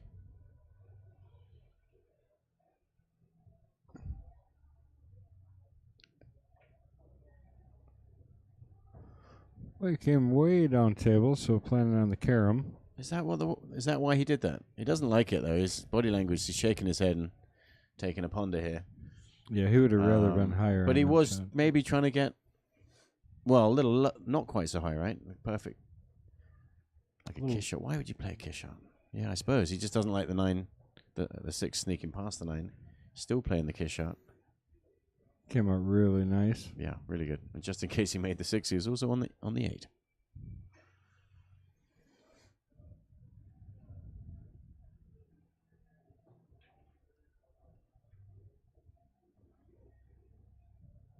So yeah, on these diamond tables, that trying to sneak that 6 ball past the 9, they sometimes just don't go in.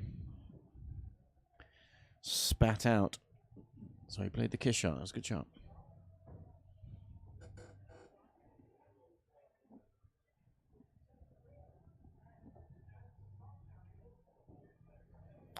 And that'll bring him to 12, 6 games away from retaining his kinghood. So you've got a replay on this kiss shot here.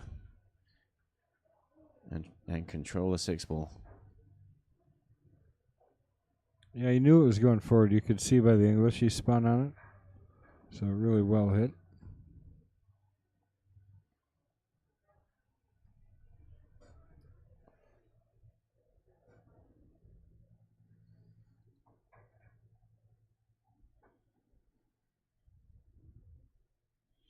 Well, Scott's storming ahead a little bit here. Yeah, he's definitely putting some distance between him and Gary right now, and Gary needs to get something rolling. He's had a few opportunities, and he's let them go. The next one he gets, he's going to want to do something with it.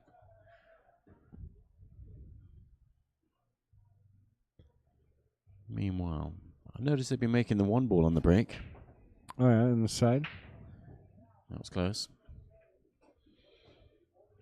5 ball went down and shot at the 2, so looking pretty good here. Shot at the 1, yeah. What?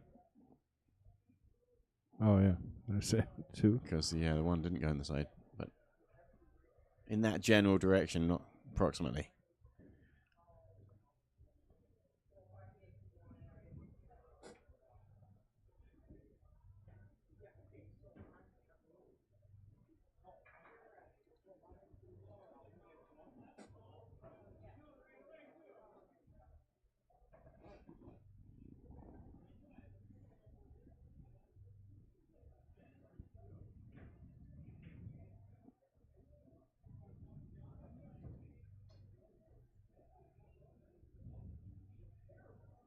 So the 3 ball's not frozen to the rail there, so it can be dribbled in the side pocket if you can get nice on it. But he decided to bump it. Well. And it came out perfect. I'm not sure if he decided to bump it. Oh, I'm sure he did. Really? Oh, I think so. I think he probably did. He was trying to get. Well, he had just the perfect speed to drift past it and be actually straight on in the corner. Maybe. Or the side, but probably corner if he was on it good.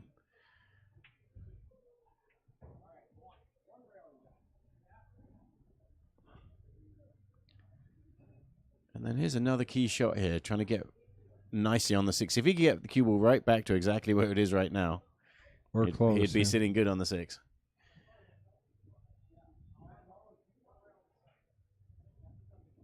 Bang, look at that. Beautiful. It's a joy to watch, isn't it? That could not be any better. As long as the 7 goes, otherwise he would have liked the other angle. Oh, so okay, in fact, it could have been better. He needs to be slightly short of this line so he could just play the 7 in the same pocket. But it's still not too shabby. Past, so he can't really draw to it. So follow, you're saying, to the side pocket, or off the side rail to shoot the 7 in the side. Might be looking at the 7 off the 10 a little there. A little skin shot off the 10 ball. Oh. No, actually, I think he's looking at straight in, just breathing past the 10 ball. I don't think you want to touch the 10. But I think it just goes straight in between the 8 and the 10. And there you go, he played on it, so. And then a 9-10 combination coming up shortly. 3 shots time. Just got to make sure you don't make contact with any other ball here.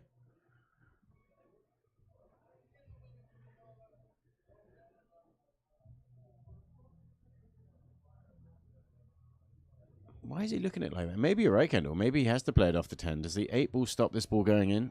Yeah, I think he does actually have to play it off the 10. I think that was the plan. The overhead view, it kind of looks like he can just shoot it straight in, but We'll see. the way he's going at it, Oh, well, safety. there you go.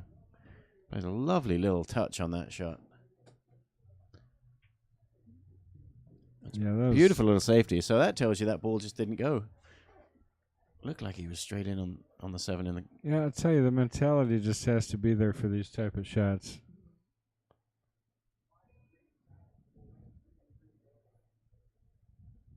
That's a good hit. Wow, great hit. That's Did a he good call hit. this down here? You would hope so. If you've got to call something, you might as well call that one. That was a great hit, though. Yeah, unlucky he didn't hit it. That didn't go in. It looked like it was very close to going in.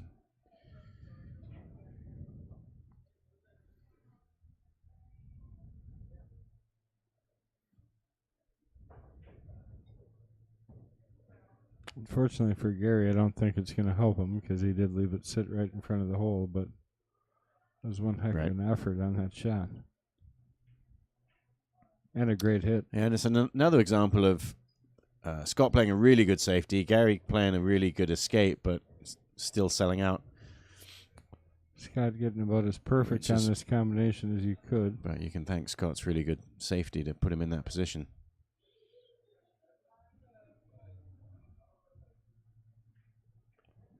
$13-7, really starting to pull away now.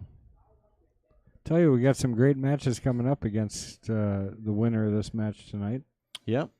Who's coming up? Well, next he's week? going to be mad at me, but Zach Marquardt thought that he was up next week. Yep. It's actually 1 week after that. Oh. So Does he know?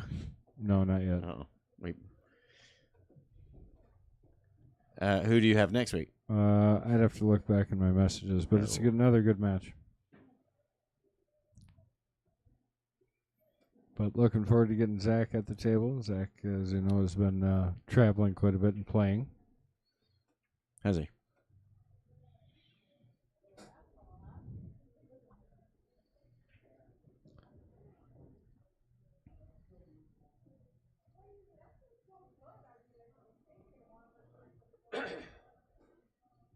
So the cut break. No, it's not. He hit the head on.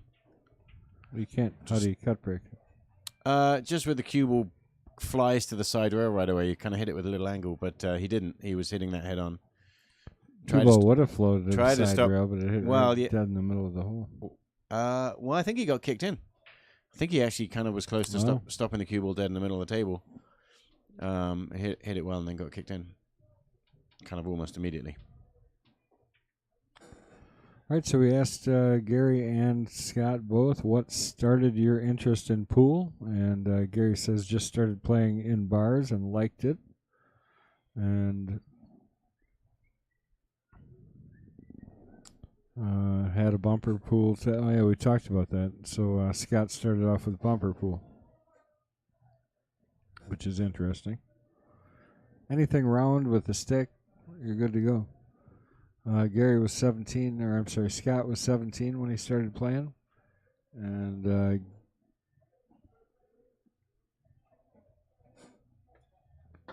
let's see. So Scott was 17. How old was Gary when he started? What did he say here? 17 also. So they both started playing at 17. Obviously, Gary's got a couple more years on him because he's 60 compared to 44, so 16 to be exact.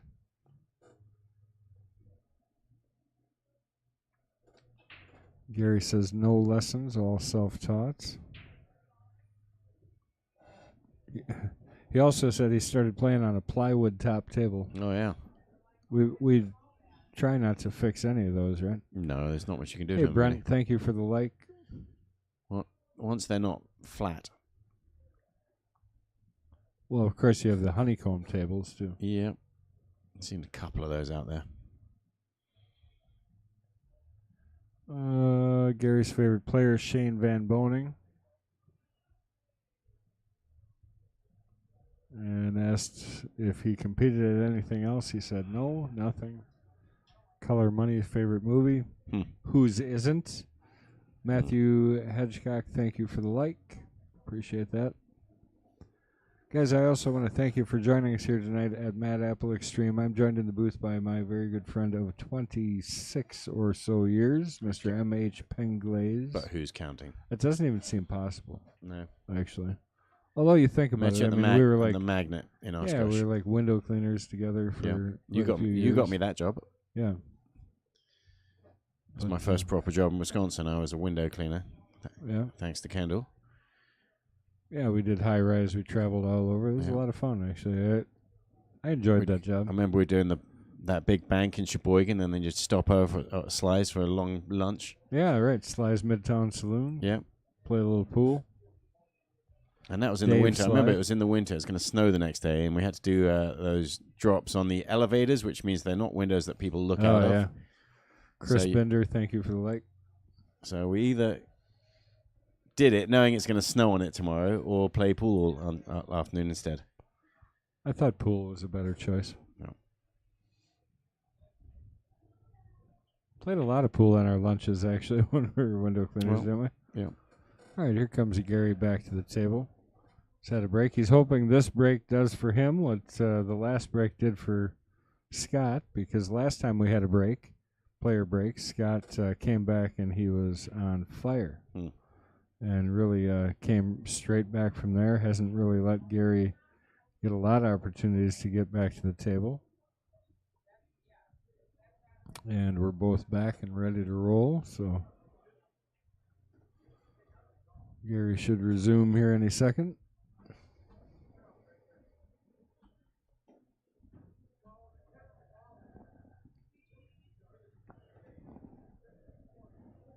Oh, we should have. It didn't help him, but we should have taken a look back at Gary's kick shot. Yeah.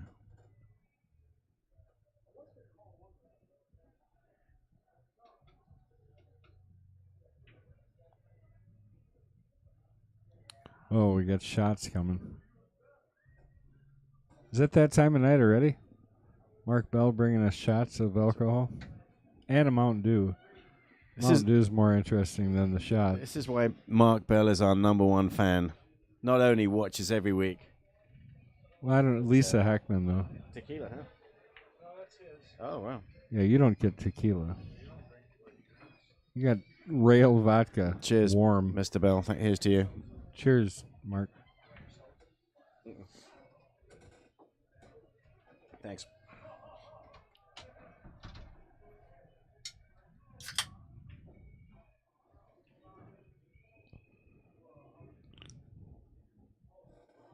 Thanks. Just took a sip. I had to chase it. You can have it. No, you can have the rest. It's all right. I don't have the lurgy. Nowadays, you can't drink out of anybody's glass. Well, if you have COVID and I haven't caught it sitting in this booth next to you, it would be a miracle. Unless you're really freaked out.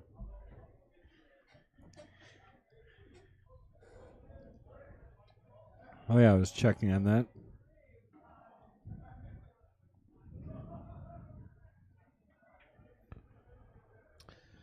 Well, I tell you, Gary's struggling a bit here. Yeah, that wasn't close, was it?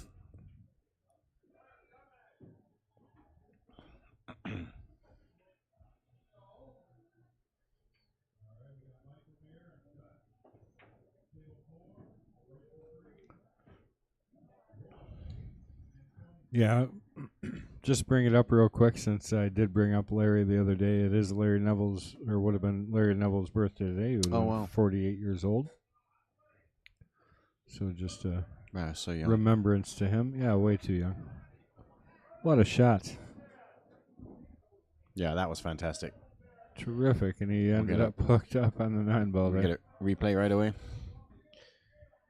We can look at that again, I'm sure. You got a moment. Look at this shot. Made it look easy. Yeah, beautiful. Well, let's see if he can make this one look easy. He's shaking his head. He doesn't like it.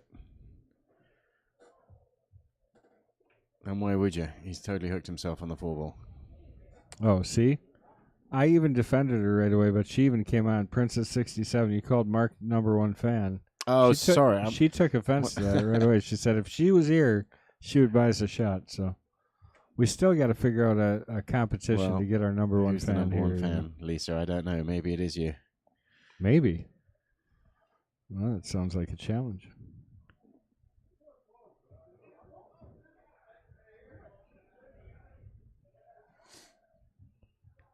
Patrick Glynn is up in the running. Patrick Glynn, he's an announcer. Well, he started out as a viewer. And still is, obviously.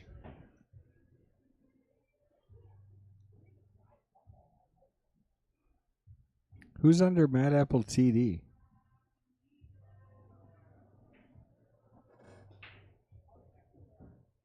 Oh, the weekly is going strong, it says. Yeah, we had quite a few players this week. Friday night 10 ball.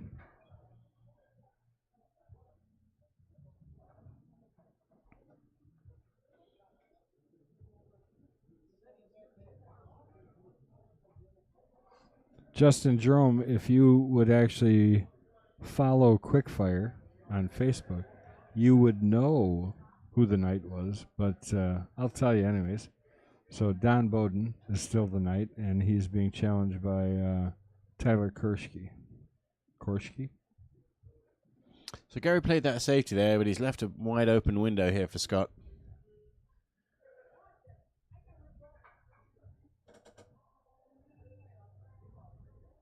Gonna chip this one out of the middle of the table.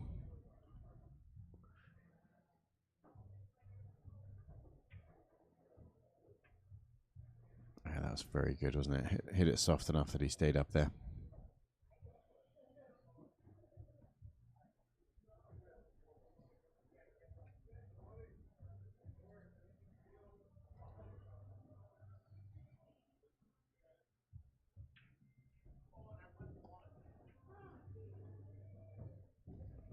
Perfect speed there, actually.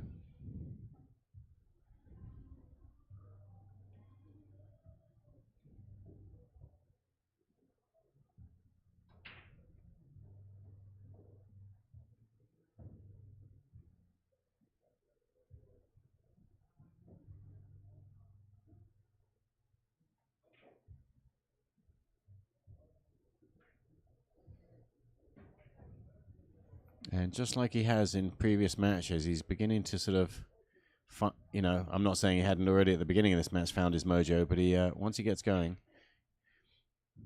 Yeah, he gets himself in a dead punch where he's not missing anything and his speed's perfect. How do you win?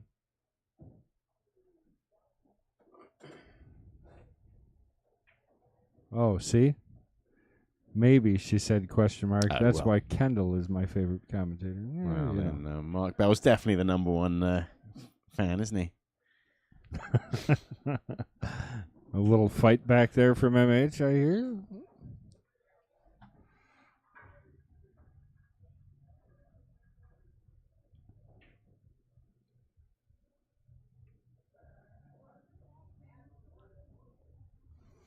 Oh, we don't have to ask what kind of brake cue he uses. Looks like the Predator there, doesn't it? BK Rush. Yep, looks like. The blue one. That one actually brakes really, really well. Have you used that? No, but I do know people seem to like it. Don Murray, thank you for the like. Guys, we got a great match here. Make sure you're out there sharing. It's still not over. We're getting close. Scott's 4 games away. But Gary, I can feel it coming. Tides are going to turn, and Gary's going to get things rolling here. Well, if he gets a dry break, Gary gets a chance. Nothing simple about this, though. You just stay aggressive and call the 9-ball.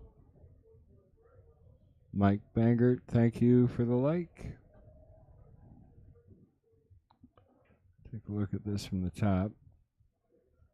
Looks so much easier from the top view, doesn't it? Well, it doesn't look easy, though, does it? No, it looks easier from the top. Yeah, and it's nice he's diagramming that little kiss shot on the 9 here. Not only make the 9, but control the 1 ball and get a shot on it. Not get behind the 2. Or, plan B. Or get behind the 2 and not make anything. Yeah, and there can't be a two-way, considered a two-way shot because obviously he'd hook himself on the 1. Shelley, thank you for the like. So he got lucky there. Missed both parts of the shot. The ball didn't go in, and he didn't get position on the one.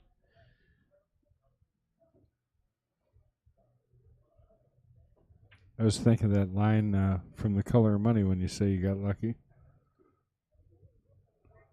And he says what? Well, I can't say it out loud. You got lucky, you lucky. Oh. Guy. I thought you were going to say, yeah, I got lucky to be born so good. Well,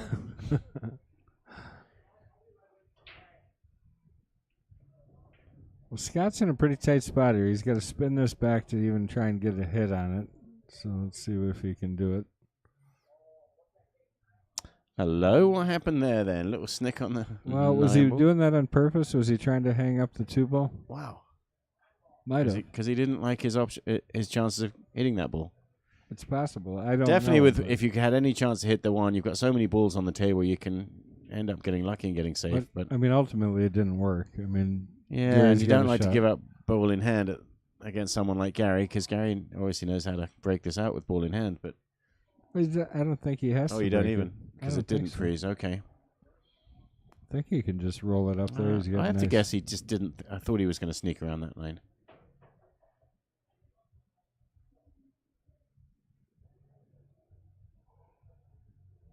Yeah, it's tough to tell, isn't it? Can you put the overhead shot on? Because is there a space to get to the 2-ball?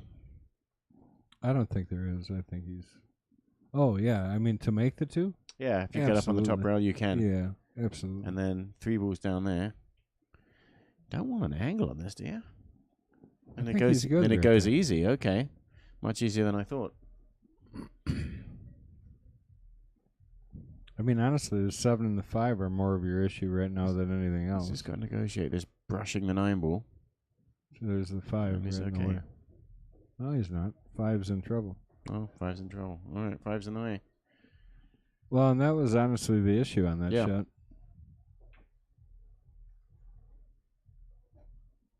Jump shot coming, I think. I don't really like anything else. There's no good side rail kick here, I don't think. He's looking at the kick. All right, there's a good side rail kick. So. To make this ball, you have to do it so thin. It's so close to missing completely. I've seen that happen a lot. He's just fractions away from making that ball. But you can't miss it on that side.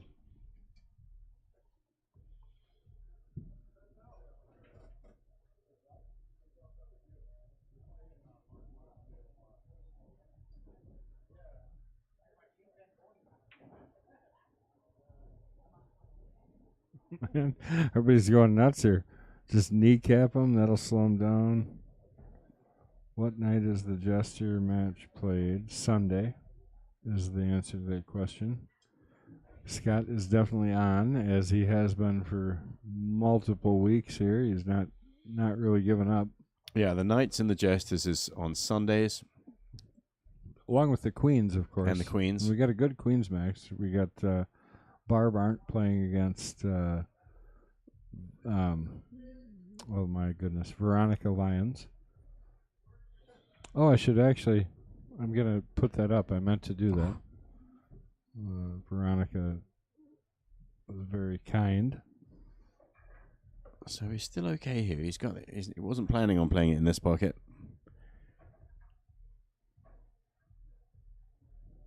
So he's going across table.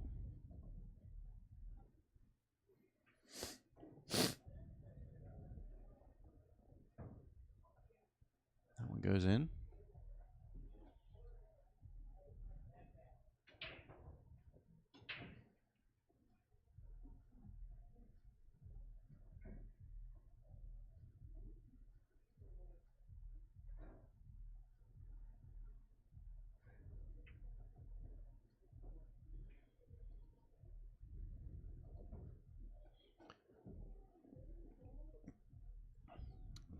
Got a bit of an angle on this 8-ball, so he's got to go down table, and he's digging down, so he's going to dance around the 10-ball. No, he's not. He just had to put that draw on to make sure he didn't follow forward into the corner. Could cut this ball in the side pocket. Could bank it in the other side pocket. I think he's going to go 3 rails, just snick it in. And end up being perfectly straight on the 10 ball. It's a heck of a cut here. It's a good shot. So easy to get the speed wrong on this shot. Russ Winter, thank you for the like.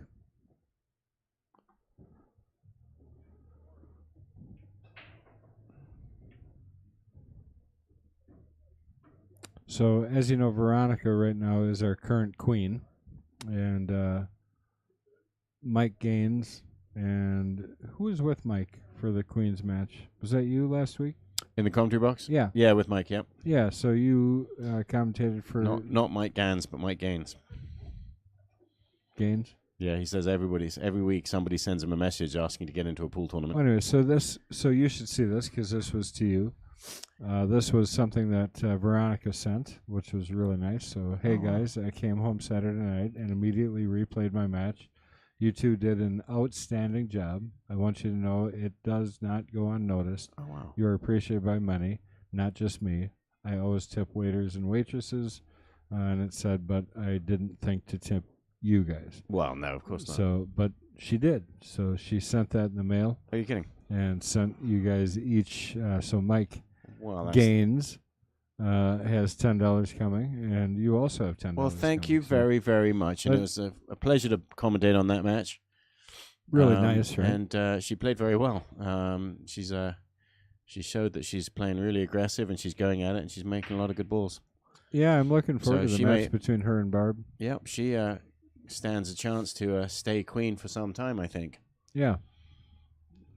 Well, she's pretty highly rated, too. She's about a 533, I think. Yeah. Well, so she plays well.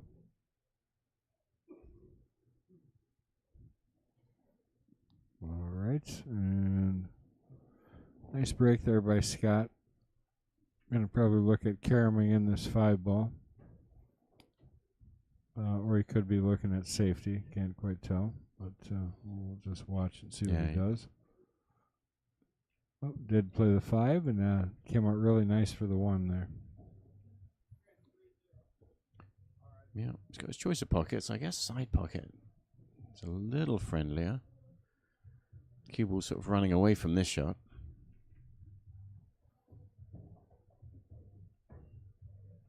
Wow. Great speed right in between those 2 balls. Never touched anything.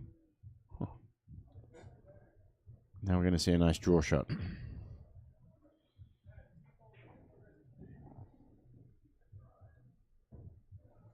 Hit it so sweet, he ended up on that side of the ball. And that was safer to go there on that side, wasn't it? Yeah, I think so. It's a little touchy here with the 9 and the 10 where they're sitting. Yeah, sort of same thing as the previous where he's... Oh, okay, going into it is better, yeah. Another big draw shot. Don't forget to chalk. And got a lot of draw on that ball. Happy not to scratch.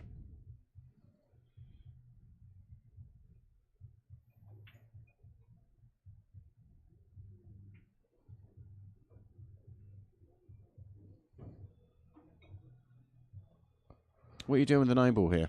I think he's going to draw straight back and shoot it in the left corner, in the left upper corner. Control the speed of this draw shot. Or he's going to try and break into him. I can't tell. Yep, wow. Break into him and got in trouble. Like they always say, don't go into balls unless you have to. Yeah, he kind of almost had to there. I mean, it was a little aggressive for him to play it, but... You feel you got unlucky there, don't you? Leaving yourself like that. So what's he going to do here? Just snick his way up table, but doesn't that leave the 9 ball hanging? Well, I mean, open.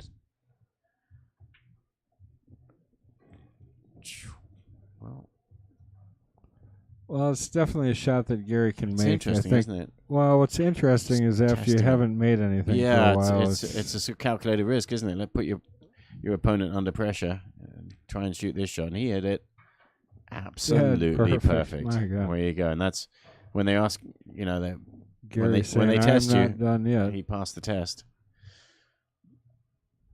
Just got to put this 9 down, make it count here. There he goes. A little Yeah, bit of a jaw shot, but he there you go. definitely got there. Gary's got great strength of willpower, doesn't he? And he's not done yet, and it doesn't really matter what happened in the rest of this match. I know he's going to keep playing good. Take a quick another look at that 9-ball bank, because that was one heck of a shot. A huge shot, this. In the context of this match, this is massive.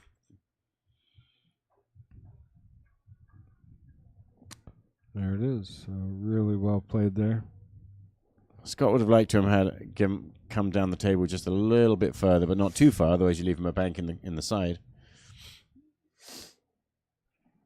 A little info on Gary. I know I've given you some of this, but tell you a little bit about him. He's a 6'21". He's 60. We talked about that. He's from Rhinelander. Plays with a Q-Tech Synergy Q with a 12.5 millimeter shaft. Howell medium tip.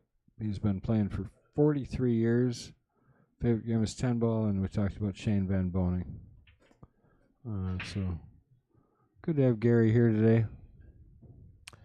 And just the same as Scott, he's going straight at the head ball. That one kind of bounced off the solid pack and ricocheted back to the top rail. Yeah, it really doesn't have anything to speak of here. Yeah, that's just random luck, really. Well, I mean, he did let the cue ball fly up table, but yeah, he's now going to come up with some clever, creative push shot where he doesn't just turn all the options over to his opponent. And exactly what that is, I don't know. Because most of the shots you're thinking about right now leave an easy return safety, and you're going to be hooked. So you almost have to play one that you may play aggressively for the corner. You have to hook him on the one ball, but let him see the one rail kick and try and play a kick safe. But you almost cannot afford to leave him a clear shot on the one ball, maybe just the edge or something. But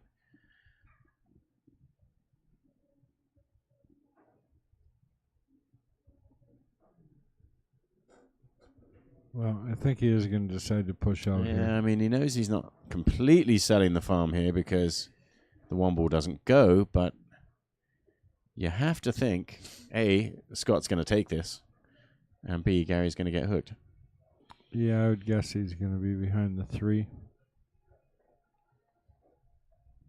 It's not simple necessarily, but I would think over there on the side rail behind the 5 and the 10. But you're pushing the one ball over there, I think, instead, aren't you? Yeah, I don't know which way to play this. I think he's actually... I think that's the way to do it. Yeah, that was the... Yeah, he's played a few shots similar to that today already. And I can't hit that shot that good for sure. I mean, he hit that perfect. And that really does have to be your go-to shot in that position. If you have a chance just to roll forward. It's a safer way to do it if you get the speed right.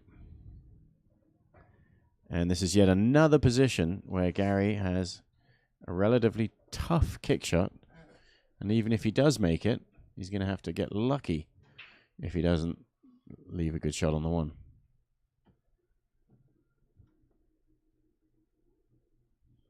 There is a 2-rail kick here where you do get the one and the cue ball separated behind the 2 ball, I was going to say. Well, but I think he was trying to push that 3 up onto the 2, and he didn't get it. Looks like Scott has it in his mind he's going to safe him. Maybe not now. That 2's open. Why would you? He's going to. He's playing the one ball. No, he's not. He's not. Yeah, you're right. What do you gain? He already had ball in hand. 3 safety. He's trying to 3 foul him. And Gary's on 2. And presumably, Scott has let him know that. Which obviously is required, right, in 10 ball? 3 fouls. Is he on 2 or is he on 1? It's only on 1. This would be 2 if he gives this up. Right. I got faith Gary can still hit this there you ball. go. I miscounted that, didn't I? But he has to make a good attempt now. You have faith he's going to hit this? You know, it's tough. Well, I'm just saying, I mean, it's definitely tough. He's going through there, so he thinks there is a path through these balls. Nope. And no. One has to say that see if Scott can finish his safety. That shot probably was not on. Now, just to clarify, he does not have to shoot it right now. He can safe him at any point. He could shoot the one ball in and then play safe. He could run the next 3 balls and then play safe. He could shoot all the way down to the 9 ball and then play safe. Wouldn't matter. But he's not. He's going to try and get this ball up. Try playing safe on the 9 ball. Yeah, snug this in there tight. That's another good one. Gary's in trouble here. Well, he does have a 1-rail kick, so if he hits this right, he should be able to hit it. And kind of rushing. Still has to get lucky. Got a hit. Uh-oh. Well, that's lost the game. Now, does that count? It does, yeah. That counts as a foul, obviously. That's 3 fouls, so victory for Scott on his 3 foul attempt. Does all 10 ball always use the 3 foul rule? It's incoming player's choice again. The incoming player kind of has the rule of the roost. Randy Parlick, cheap way for the win. Yep. And even though he did get a hit on the 1 ball, it was a foul stroke. Putting Scott 2 games away from retaining his crown.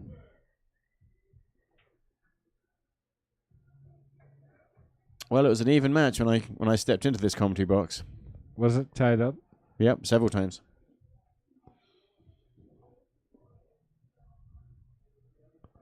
Scott's hat says it all. Brutal. Just stops the cue ball in the middle of the table. Just drifts sideways a little bit. Well, he's got a good looking rack here. The 5 ball kind of got a little in trouble. Got the 2 ball in a position where he can play it off the 8 and probably take care of all of those problems. Give it a good old whack. Yeah, send with the 3 where it is to send the 8 ball flying into those balls. And then don't forget to play position on the 3 ball, which is no problem. Stop shot. Draw back. You see him even show you the bank of the 8. Ooh. Yep. And, yep, his body language tells you all, gives it a whip of his cue and drops his head. Definitely was playing your shot and trying to break those up with the 8 ball. Stop shot, he'll leave an angle here. Oh, he rolled up. Yep, to guarantee that same angle. And he's lined up, looking to see if the 5 ball goes in the side. So he's just playing a gentle. He's not. Yeah, he's not really breaking these. He's just trying to. Well, safety set. Well, must be. Is now, even if it wasn't. So off the left side of the 5, pushed over by the 8. Yeah, it may have been just that once he saw the angle on that shot, he just didn't have it to follow up behind there. I thought he was trying to get perfect position behind the 5. Can't quite tell. I think he's got the edge of the 5 here, so you're going to see Gary just roll into this ball, come back out by the 9 maybe. Yeah, it's tough though, isn't it? Because did he fall? I want someone to watch. You go watch. You go watch. Okay. And he doesn't brush the 10 ball all the way through.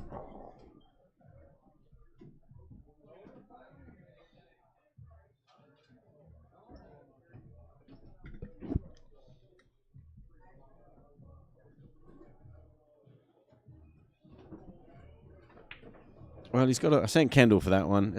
He's got to watch for a couple of things. That he doesn't snick the 10 ball on the way through, and then if he gets a close to simultaneous hit between the 5 and the 8. Now, it's tough to adjust your focus. So Kendall's staring at the 5 and the 8. I guess he's not worried about snicking the 10. And that was close, wasn't it? And the answer is, which way did the cue ball go? It hit the 5 first, then kissed off the 8 and came back up table. If it had hit the other way around, the cue ball would have drifted down.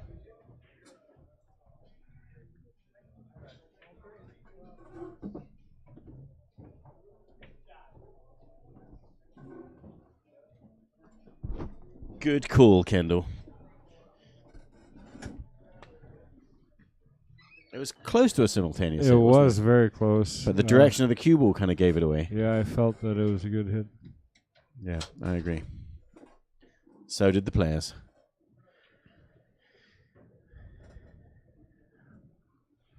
But Kenneth Glover, thank you very much for the compliment. If you enjoy it, though, please make sure you get over there and hit like or subscribe or follow or whatever it is that's there for you to get, because that's where we get paid. Appreciate it. So that was a good hit on the 5, but it wasn't good enough to stop Scott taking that rack. Getting to the hill, 17-8. Well, it's a tall order, Gary.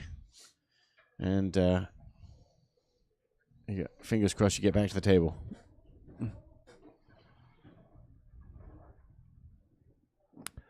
Like a freight train, this Scott Cohen, isn't he? Yeah, he does. Like, once he gets going. Yeah. Juggernaut. And he just throws in some very sophisticated, perfect little speed shots every now and again. Yeah, I mean, he's playing a good... Doesn't slow down for it. A good mix of safety and offensive pool. Right. He finds his mojo. So he's going to stop the cue ball in the middle of the table. It's not going to make it to a rail. Wrong. It actually didn't hit the rail, but then it got kicked out. So that didn't hit that as perfect as the previous couple.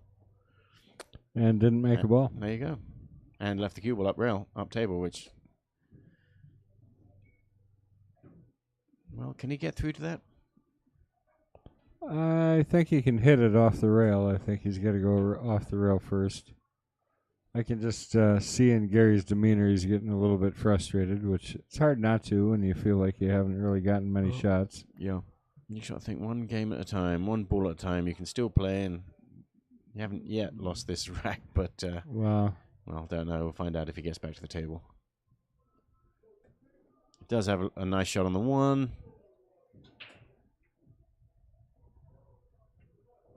He's played that as if the 2 ball does just go past the 7. Yeah, it does, for sure.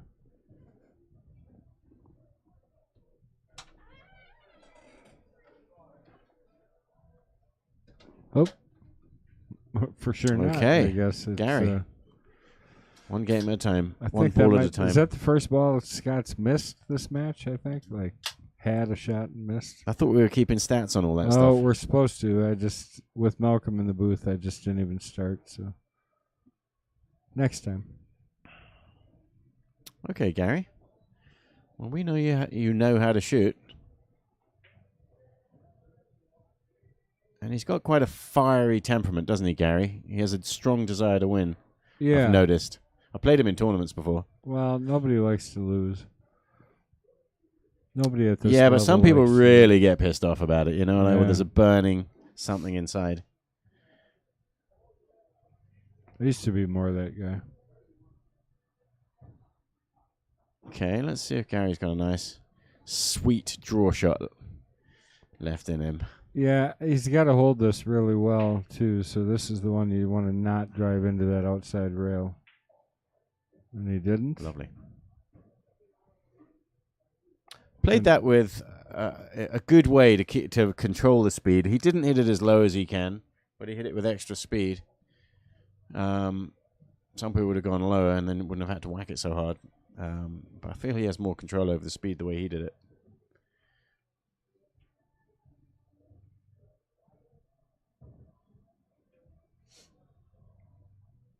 Next week, you kids are all on your own. I will be vacationing in beautiful South Carolina. About that, I've got Fong watching the shop on Friday for me because I'm not going to be here either. Well, who the heck's going to commentate? I don't know. There are lots of people. There's a whole team of people waiting in the sidelines. Chris G. Mike Gaines, maybe we could talk Mike Gaines into... did I say that right now? Gaines? Don't know. What do you mean? You just told me. No, I know. Well, I was just... Gaines, not Gans. Yeah, correct. Yeah. Because I said to him, you have a pool hall, don't you? And he's like, no, that's the other guy. Yeah, it's Gans. Gans, I yeah. didn't call him Gans. No, Gaines. Gary, bringing her to 9, I can Alrighty. tell. And There we go. And it's winner break, so who knows? 9 to go. This is your moment of zen.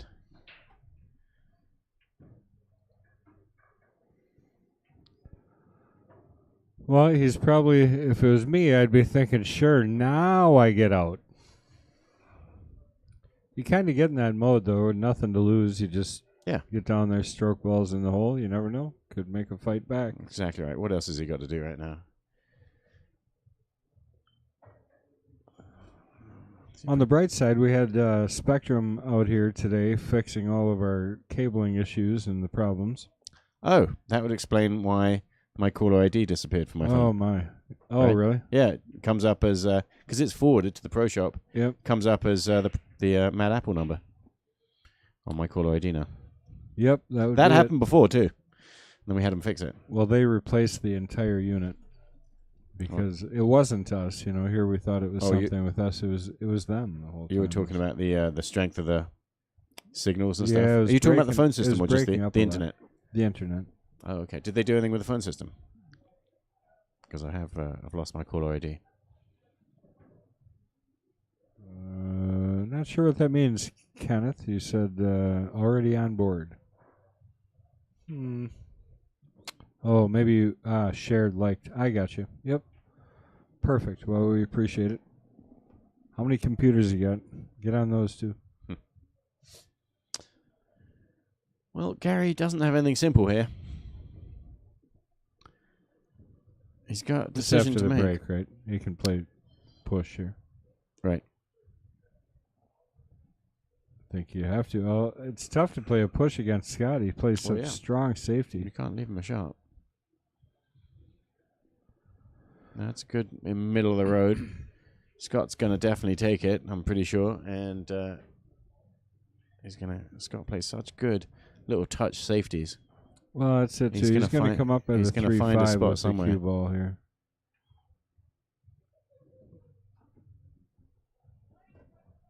Well, he separated the balls. Stadler saying, yo, Scott taking another one down here. Yeah, he probably needs a coin, maybe,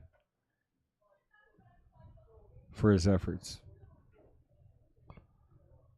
Just messing with you, Rich. I know you've been busy as busy gets, but Rich is the one that is making our King of the Hill coins, which are going to be that's what that was about. Phenomenal. Well, speaking of phenomenal, that wasn't too bad.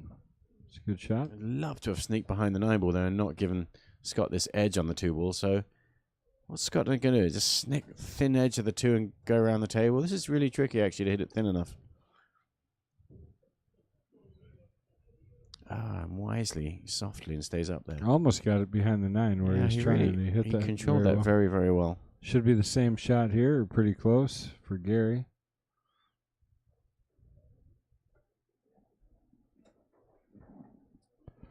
Rich saying hi to MH. Said, been a long time. Rich, what's up? Rich Stadler, you know who Rich that is? Stadler. Right? Rich Stadler. Oh, Rich, who went to California? No. No. That was different Rich. Rich and Dave Stadler. Dave Stadler. Oh, yeah, Dave. Yeah, there you go. Dave Stadler, machinist. That's right. His brother, Rich. I get a story about the cowboy Rich boots. that I can't tell over online, though. Yeah, I know what you're talking about. Do you? Yep. We can't tell that here. Been decades ago, though, went camping. Look at with that them, shot. Unlucky, kind of.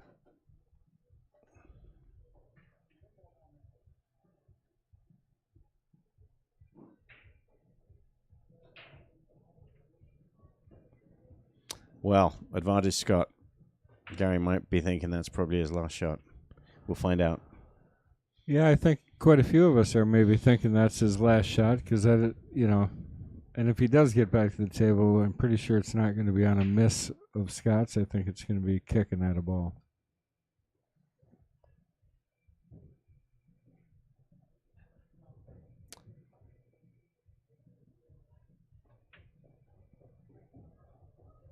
He's got an angle with just a hair past straight, which means he can just draw straight back towards the 8-ball. Oh, it was on the other side. I was wrong.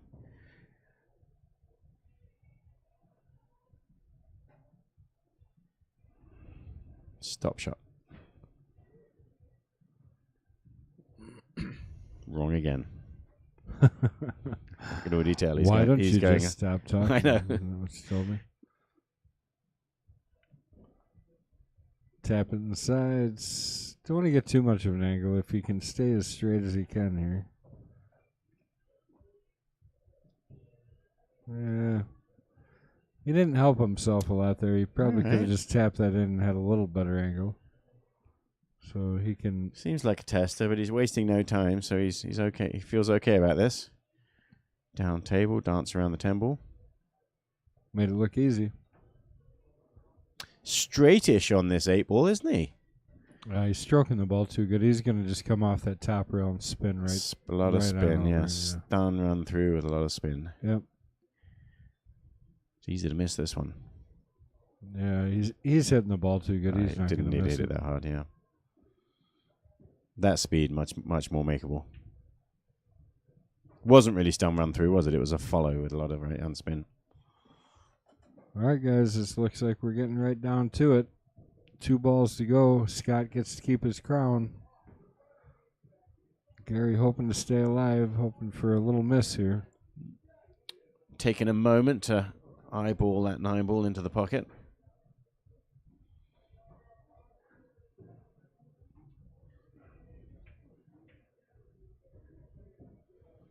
Beautiful speed. Perfect speed. Yeah, that's lovely. That, folks, has got to be it. We want to thank everybody for watching. Valiant effort by Gary. But all right. Yet again, we got King Scott Cohen. Scott, the locomotive Cohen, keeps on going. Juggernaut. Unstoppable. Is anybody going to stop this guy? Guys, we really, really appreciate you joining us. We really appreciate all the likes and shares. It is what keeps us running this thing for free. And we're here to be the best. So we appreciate all of your support. And we've had a ton of it. So thanks again to everybody. Make sure you're out there enjoying your game every week. And we look forward to seeing you guys on Sunday for the King of the Hill. Well, Sunday. The King's Court, right? King's Court. Yep, King's Court. Which is all of... Well, good save. Yeah.